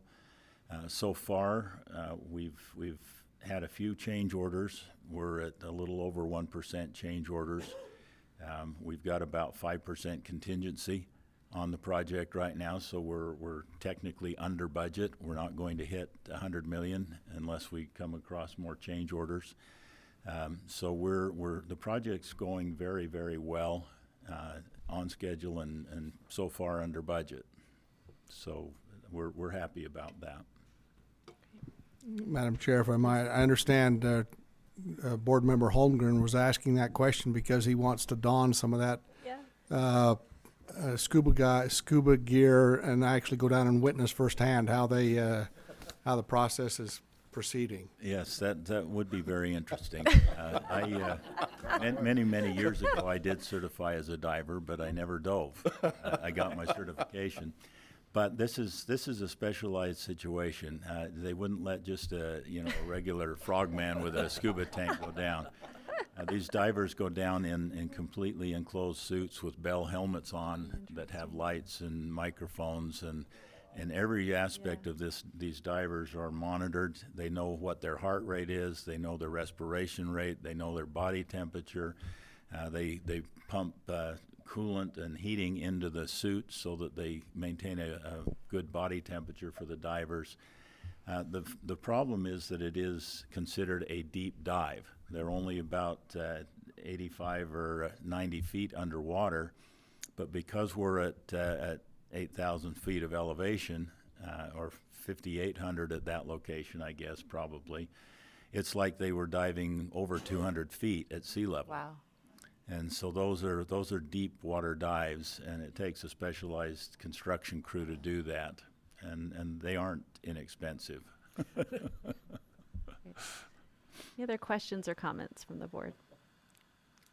Okay, we'll be looking for a motion then. Madam Chair, this is Mike Davis. I'd like to make the motion that the board authorize an additional 4% of the project cost up to $4 million, and that the bonded indebtedness be returned at 1% interest over 35 years, with annual payments of approximately $141,000, which includes reserves. All right, thank you. All right, thank you. The motion's been made by Board Member Davis and seconded by Board Member Ibsen. Is there discussion to the motion? All right, we'll go ahead and do a roll call vote. Board Member Holmgren, Aye. Board Member Stevens, Aye. Board Member Jones, Aye. Board Member Ibsen, Aye. Board Member Crozier, Aye. Board Member Steed, No. Board Member Van Horn, Aye. Board Member Davis. Aye. Okay, thank you. The motion passes, and the additional funds for Provo River Water Users Association have been approved.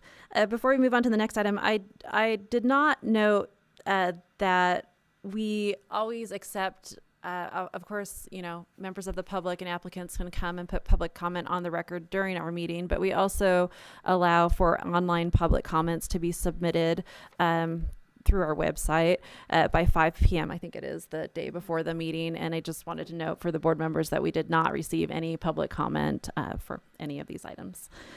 Let's go on to RE 309 and RE 362 then. That's the Moon Lake Water Users Association. They're requesting some payment deferrals. And Dex Winterton. okay, oh, that's right. So we've got Dex Winterton here. Welcome. And then it sounds like we may have Kirk Christensen who represents the board online. Marisa we may, yes. Okay. But thank you, Mr. Winterton, for joining us in person.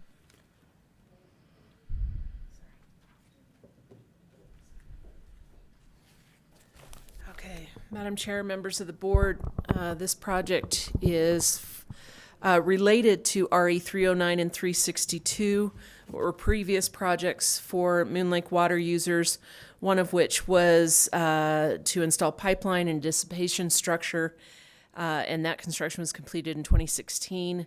The other RE362 is a geomembrane installation that was completed in 2017.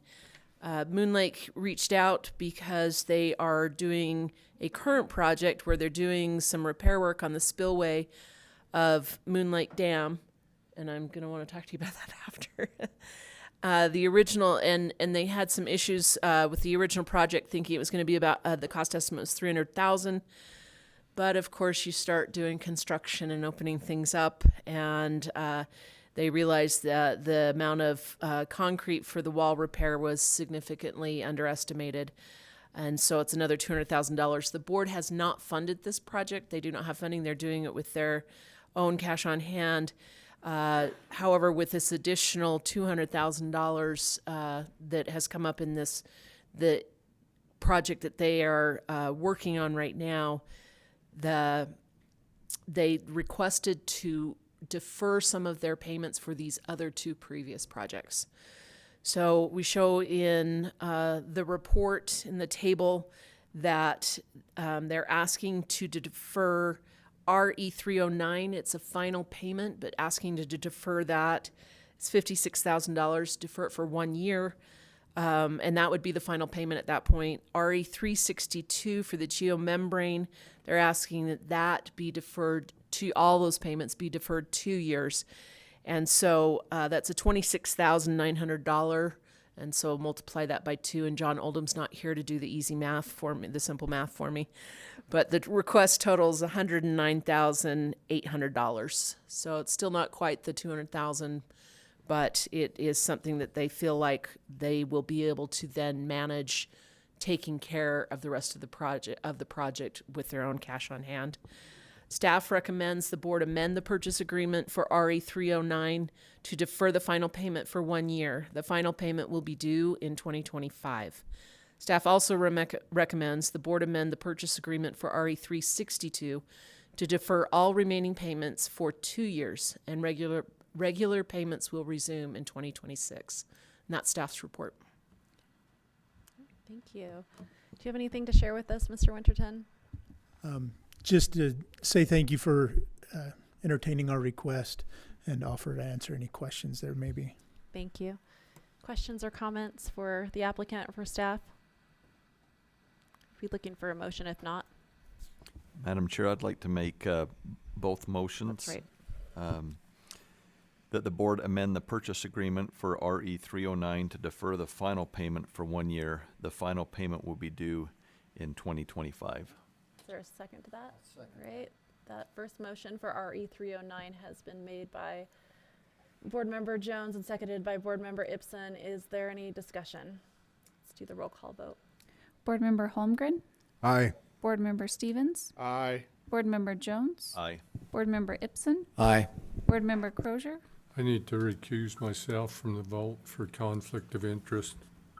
Board Member Steed, Aye. Board Member Van Horn, Aye. Board Member Davis. Aye. Thank you. That motion has been approved and payment for RE309 have been deferred.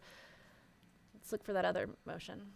I'd like to make another motion, Madam Chair, that the board amend the purchase agreement for RE362 to defer all remaining payments for 2 years. Regular payments will resume in 2026. Thank you. All right, great. Motion has been made and seconded for RE362. Is there any discussion? Let's do the roll call vote. Board Member Holmgren, Aye. Board Member Stevens, Aye. Board Member Jones, Aye. Board Member Ibsen, Aye. Board Member Crozier, I recuse myself. Thank you. Board Member Steed, Aye. Board Member Van Horn, Board Member Van Horn, Sorry, aye. Board Member Davis, Aye. All right, thank you. The motion is approved. Motion is approved, and payments have been deferred for RE362. Thank you. Okay, next we also have some payment deferment requests for RE377, RE420, RE4 and RE435 from the Bear River Canal Company. And we have Trevor Nielsen with us the manager for the company. Thank you. Madam Chair, Chairperson, and members of the board, this is similar to the project that you just heard for the Bear River Canal Company. It is related to 3 projects that have been funded by the board: RE 377, RE 420, and RE 435. Those projects, RE 377 was completed in 2017. RE 420 is for concrete. Well, those first 2 are both for liners of the canal, and that was completed in 2019. And RE 435 was the installing of telemetry and piping canal, and that was completed in 2020. Currently, I don't know if currently is the right word, the canal company has a project that they are working on without board funding, and with, is it the winter of 2023 or the winter of 2022 going into, is it like January of 2023 that was the difficulties of getting work done? They expected to be able to get done through that winter, and it pushed into fall of 2023 and then into, so it's still under, and then into the spring of 2024. Because of these delays, they had construction schedule increase costs due to inflation and need for overtime. And then they realized once they were doing the work that they had to retrofit existing structures to install the automated stations rather than being able to just install like they had originally expected. And so all of these things have increased their costs for what they were paying with their own funds. And so they are requesting that the payments for RE 377, RE 420, and RE 435 all be deferred. All of those payments be deferred for 1 year. The request would total $119,000. Staff recommends the board amend the purchase agreements for RE 377, RE 420, and RE 435 to defer all remaining payments for 1 year. Regular payments will resume in 2025. That's staff's report. Thank you. Mr. Nielsen, is there anything you'd like to share with the board?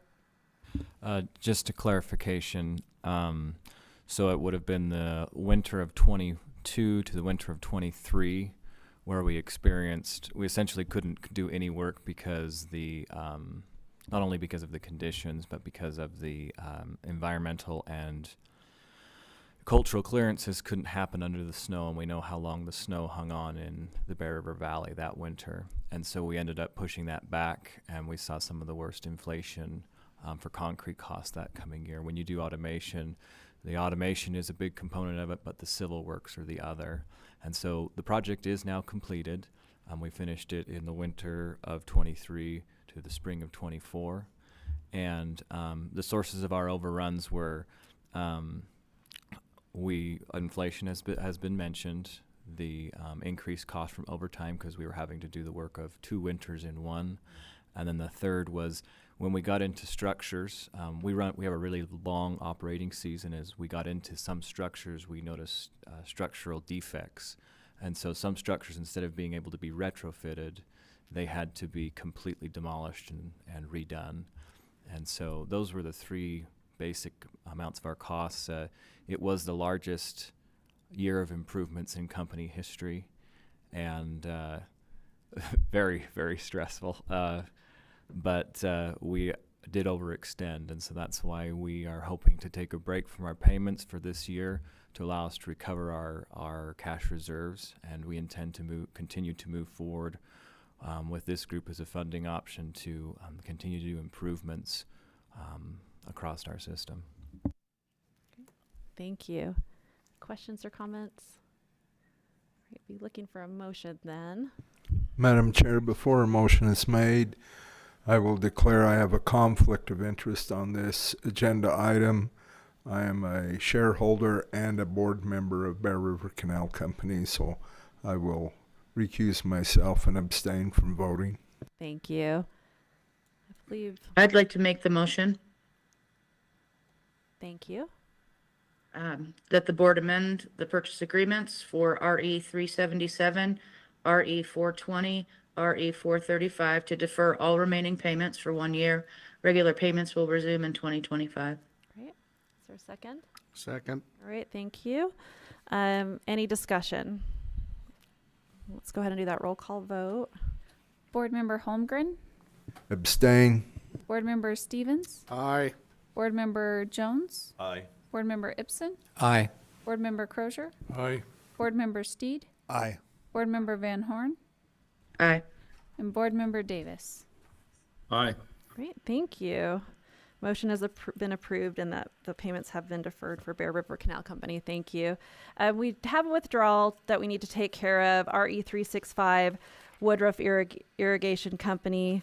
I think let's just look for a motion to withdraw that project. Madam Chair, I will motion that we withdraw project RE 365 Woodruff Irrigating Company from further consideration by the board. Thank you. I'll second. All right, thank you. Motion's been made and seconded. Any discussion? Let's go ahead and do the roll call vote. Board Member Holmgren, Aye. Board Member Stevens, Aye. Board Member Jones, Aye. Board Member Ibsen, Aye. Board Member Crozier, Aye. Board Member Steed, Aye. Board Member Van Horn, Aye. and Board Member Davis. Aye.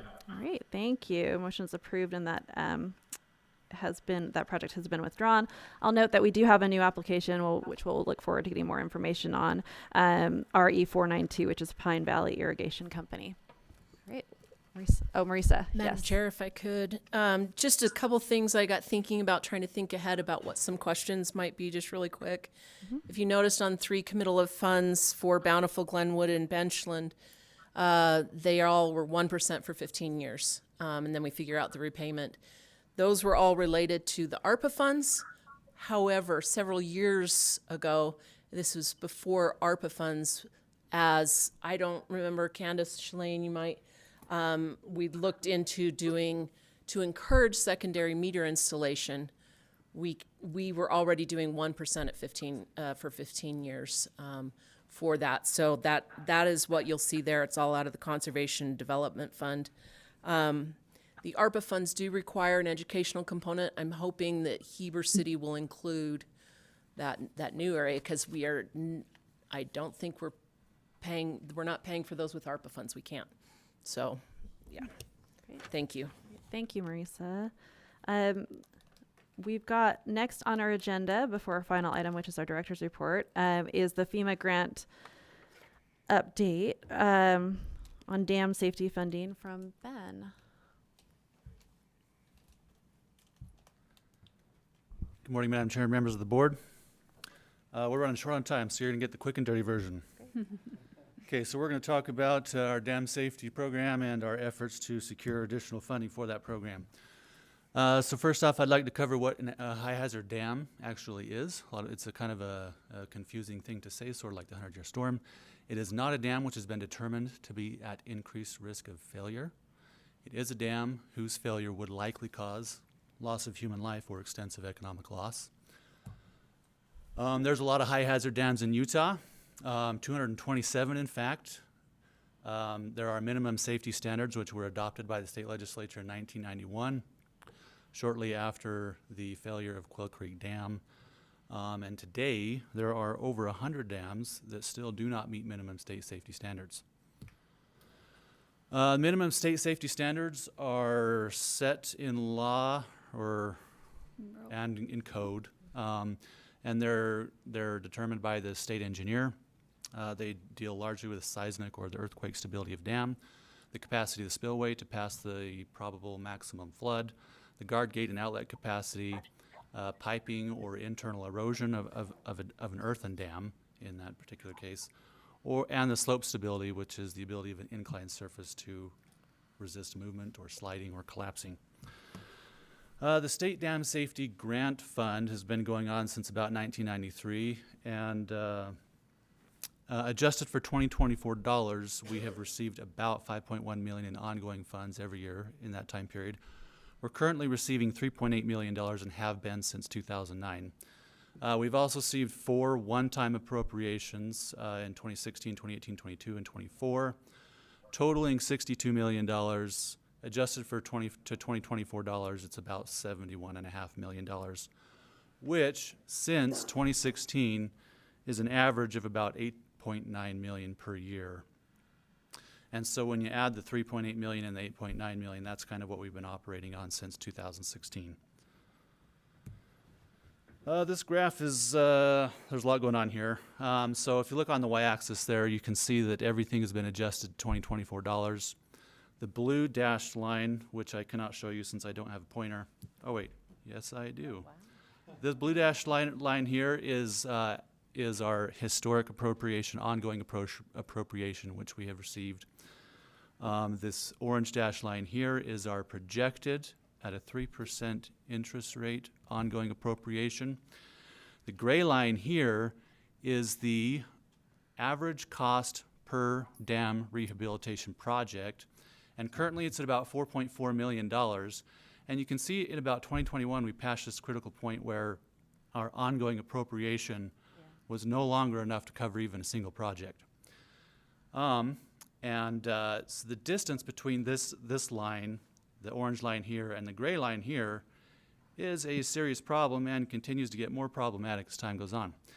This orange line here is a combination of our ongoing and our average one-time appropriations since 2016.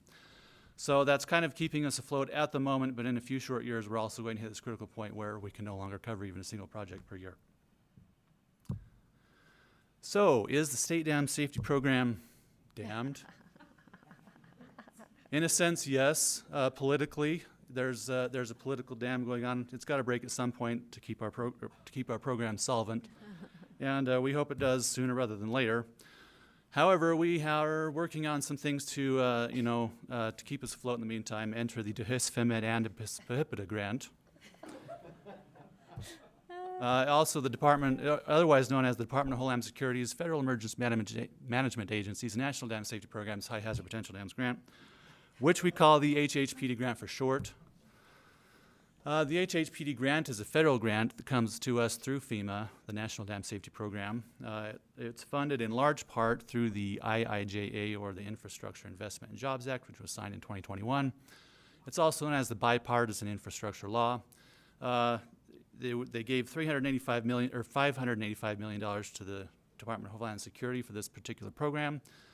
The Further Consolidated Appropriations Act of 2024 unfortunately redirected $364 million of that money. And, but there's still a little bit remaining, and in the next grant cycle, the fiscal year 2025 grant cycle, they're going to appropriate the remainder of that funding. And so we're waiting to see how much that's going to be.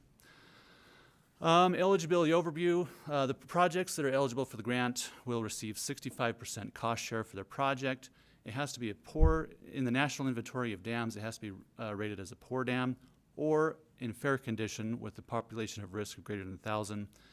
The dams must be owned by a nonprofit or local government or quasi-governmental agency such as a special service district.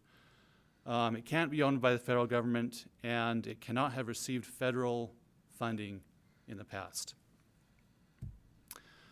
So, application process, take one. The initial application process, they released the notice of funding opportunity probably 6 to 8 months before the application due date. And we work closely with the Division of Water Rights and the Division of Emergency Management to develop a state grant administration plan, which basically enumerates all the things that we have to do to keep us operating, to make sure that we're not going to break the rules and that we're going to do things appropriately. We have to provide insurance statements that obligate the state to comply with regulations. We have to agree to keep our subrecipients in line. And then we also have to make sure that we can provide the remaining 35% cost share of each project. Then we have to update the National Inventory of Dams for each of our projects, or for all of the dams in the state really, and submit a proposed budget, and then we cross our fingers and wait and see what happens. And then they give us an initial award. In 2020, we made an application. We got approximately $143,000. Ultimately, we decided that it's really a drop in the bucket. It wasn't worth all the red tape to slog through to get that money, so we declined it. In 2021, when the bipartisan infrastructure law was passed, we said we figured, oh, there's this mountain of money coming down the pipeline. We got to get this going. We submitted another application and got $261,000. It still wasn't a lot of money, but we figured, well, we need to work through the process and iron out the kinks before we get this dump truck of money, so that we can actually make it work. So we worked really hard. We created a comprehensive list of all the eligible dams in the state. Really put a lot of work into it, and submitted the application and got $7.3 million in this year. Yeah, woot woot. Maybe. So take two, application take two. Okay, so first it starts off, they told us how much money they're going to award to us. We got to get permission from the governor to actually receive the money. And then we got to find a bunch of people willing to take the money. And actually, handing out grant money is ridiculously hard. And so we just on the phone constantly, all day long, 8 hours a day, calling people, hey, we got this money, take this project, take this project, take this project. So frustrating. And we had approximately 100 days to get $11 million in projects rolling, because we got a $7.3 million grant, but that's only 65% of the project cost. So we also needed several $1 million from the state money, and when you add that together, it's about $11.3 million. And we started 20 projects. So most of these are in the planning and design phase. Only one, Kolob Creek Reservoir, which is in there, is actually ready to go into construction. So every one of these, we're just basically preparing these for construction using this grant money. And this is the location. What a beautiful figure I created for you guys. That's great. You can see the location of all the projects in the state. Okay, take two application process continued. So once we had people agree to actually take the grant money, then we had to get them to hire an engineer, create a scope of work package, create a budget, compile all that together, and I'm skipping ahead. But then we had to get that submitted. Another thing we had to do was FEMA wants us to work with FEMA's goal is to reduce risk. And so they're forcing us to work together, which is a good thing. They're forcing us to work together with local partners and with the Division of Emergency Management to update our local hazard mitigation plans to address what they call all dam risk. And this is a non-comprehensive list of a few of the things that have to be included in a hazard mitigation plan to address all dam risk. And these things have to be put together, submitted to the state for review, submitted to FEMA for review. It's a process. So we worked with Salt Lake County to complete an addendum to their hazard mitigation plan. Right now we're working with the 5 County Association of Governments, the R6 Regional Council, Davis County Bear River Association of Governments, Mountain Land Association of Governments, and the Uinta Basin Region 5 on their hazard mitigation plans to get them updated so that the dams in their area are eligible for the grant. And then there's the scope of work thing I was telling you about. We got to get a scope work package put together for every single dam project and get that submitted. It was over 700 pages long by the time we got done. Good grief. And now we are once again in a hold and wait pattern. We're waiting to see what happens. We assume that all those projects are going to get approved, but we'll see. And there we are. That was the quick and dirty of the High Hazard Potential Dams grant that we've been working on that's almost me exclusively since September. So, Tom, do you have anything to add to that?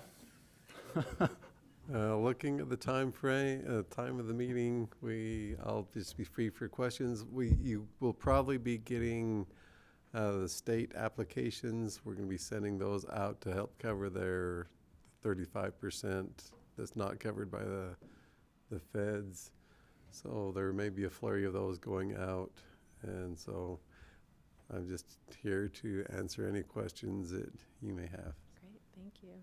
What a comprehensive report. Entertaining, of course, but really comprehensive. So thank you. Questions or comments? All right, well, I guess we'll look out for applications. And thank you for the update. Indeed. Okay. Thank you. So our final agenda item then is our director's report. So we'll turn the time over to our director, who is just such a hero to be here with us. Yeah, I'm sorry I'm not doing as well as I normally would like at this point, but I know our time is brief, so I want to give you guys just a quick update. And Joel mentioned this a little bit in the briefing meeting. We have been doing a bunch of different studies, and you guys right before Thanksgiving also got a email with 4 or 5 different reports in it that were provided to the legislature, including the water infrastructure funding study that was really geared toward property taxes, the existing fund study that Joel went into details for you at the briefing meeting, the agricultural optimization report, and then we also reported out on our green space model and presenting that to the legislature. So lots of work that's happened, and I'm really grateful for my team.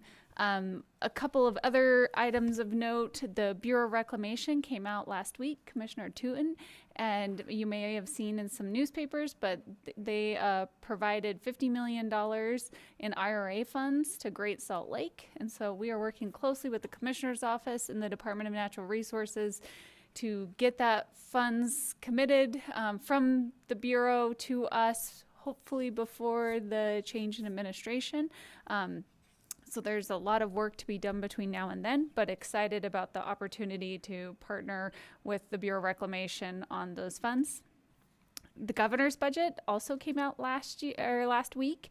There was a lot of focus on energy in it, particularly what they call Operation Gigawatt, and that's the effort to double our energy production in the next 10 years. So pretty significant effort. About 20 million is recommended to go to nuclear and 4.3 million to geothermal. There was also some dam safety funds that were recommended in the governor's budget, about 10 million one time.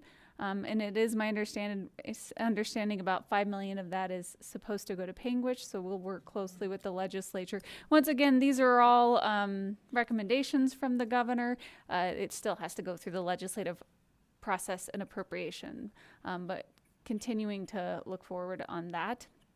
There was also in the governor's budget a one-time 16 million recommended for Great Salt Lake long-term water program. And that's hopefully to help match some of the funds that came from the Bureau of Reclamation. We're also doing a ton of hiring.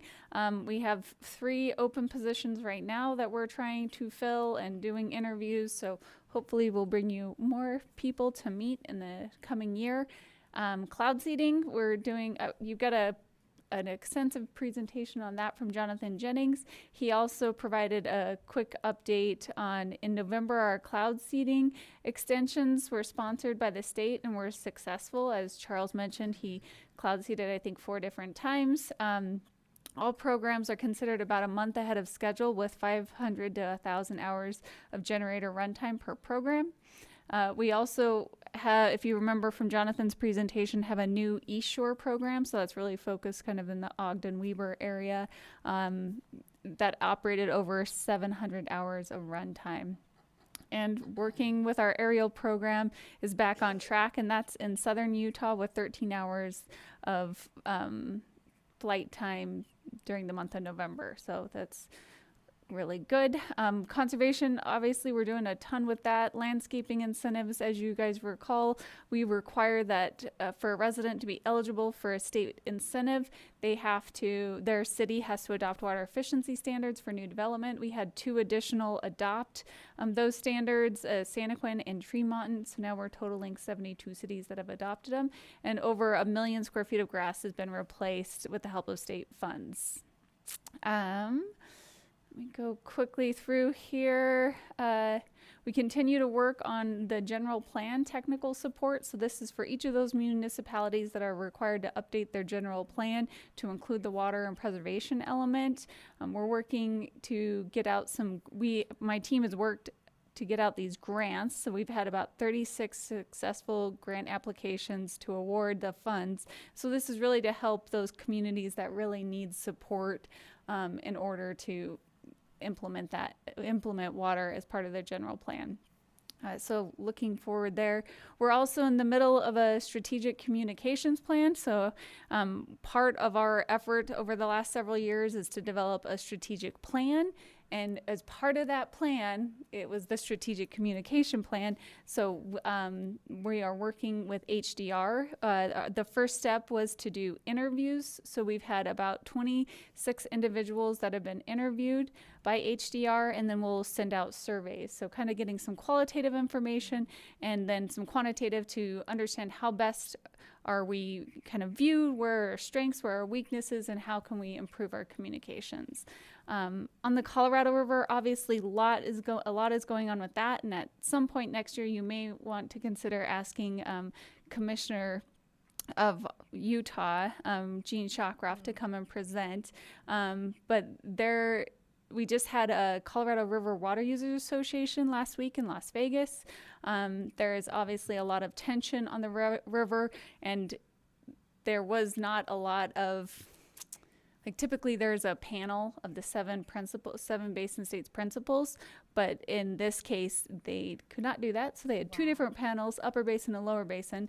Some people asked me, well, what do you think about that? And I definitely am concerned at the principal level that we're not, getting together and meeting, but I think there is a lot of effort on the side conversations at the technical level of people trying to come together and figure out how we can kind of move along.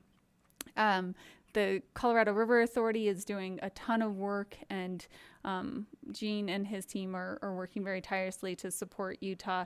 It's just a tough time. That was a little tricky. But we hope to continue to work with them. We have through kind of the next maybe 6 months to work with the lower basin states and the upper basin states and the Bureau to come up hopefully with agreed upon way forward. The Bureau of Reclamation did present 5 different alternatives, and I can provide you additional information maybe through email, but none of those have been agreed on by the 7 basin states. So a little tricky there. In some good news, we just were informed that there was a salinity fix legislation that was in Congress. It passed both the Senate and the House and is on its way to being finalized as law. This legislation helps address the funding issues between the Lower Basin Development Fund due to the low power generation that is burdened the program. So really impacts that salinity control program. Last month, we also have a Bear River Commission meeting on November 19th. The focus of that meeting, it covered all the general things, but one of the big things I got out of it is they're working on these draft procedures for water distribution and interstate tributaries. So that continues to go forward. And that is the main items of my director report besides our special one. Great. All right. Well, we know that we stand thank you, Director, between, now and lunch, but we need to make some time for a special item, which is to make some service awards to our board members who are ending their terms on the board. And it's really bittersweet, like, to be going to this agenda item right now, but I am just really pleased to at least celebrate your service, even though we won't be seeing you all at our future meetings, or maybe we'll see you, but maybe you'll be happier and that you can just be doing your own thing at the future meetings. But but we know that board member Holmgren is ending his three terms of service. Board member Kyle Stevens is ending 2 terms of service, and board member Randy Crozier is ending 2 years of service. And as I mentioned, all of these terms of service and years of service, I was thinking about how if you served during COVID, I feel like that's another, I think that's like another term of service with all of the complexity that we navigated during that time. And our chair, Chair Ibsen, you know, got us to figure out how to manage things online, but then there was all sorts of complexities that came out, and we're still seeing it with like financing and cost. And so I just, you know, obviously everyone's put in hard work, but you know, as you all are winding your service down, it's been extra hard work. And I mean, I didn't really prepare anything because we knew that we had these lovely awards to present you with. And so just go ahead and I guess hand these out, and maybe, While you're doing all that, right. I'll just say Thank you, some Director. words. All right. I just want to say thank you. Your not only your friendship and your dedication to the Board of Water Resources has been so critical, but also just the long hours and your expertise and your willingness to dig in and ask hard questions and help represent your area and represent the state is really important. So I just want to say thank you for all of your work. And I have also invited Todd Adams to come from the department to say some words as well.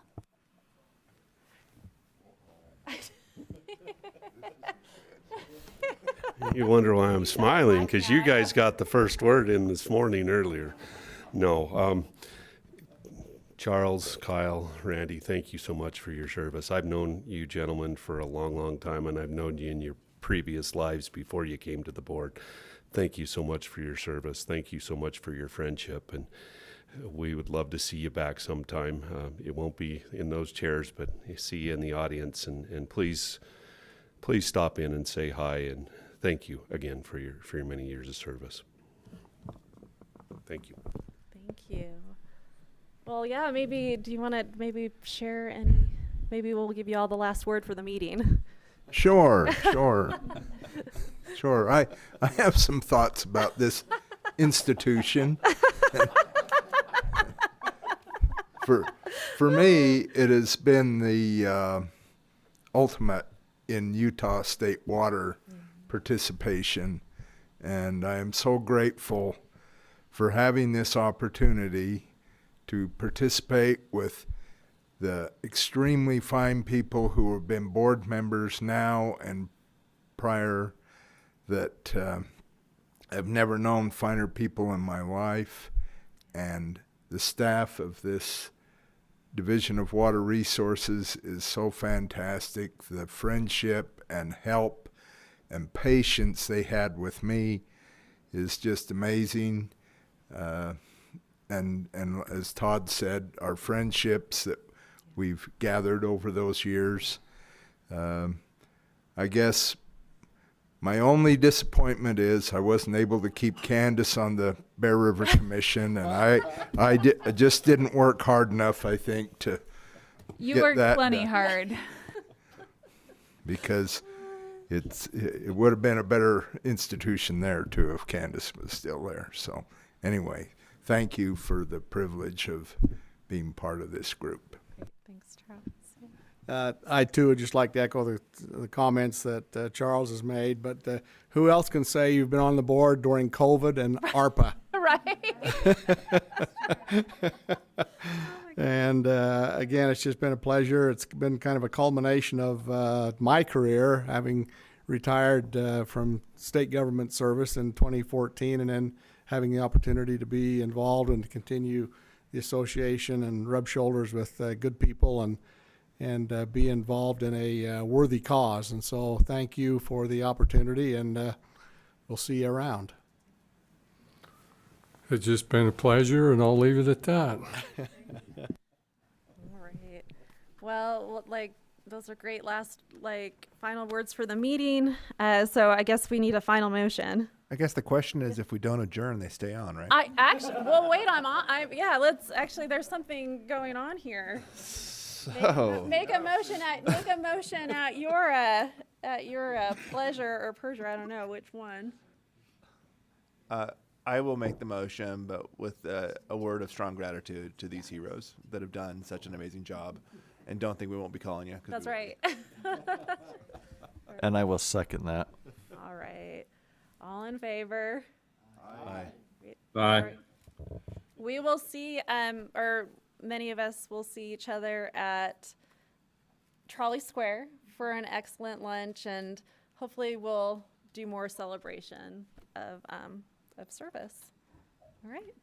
Merry Christmas, everyone. Happy holidays. Yeah.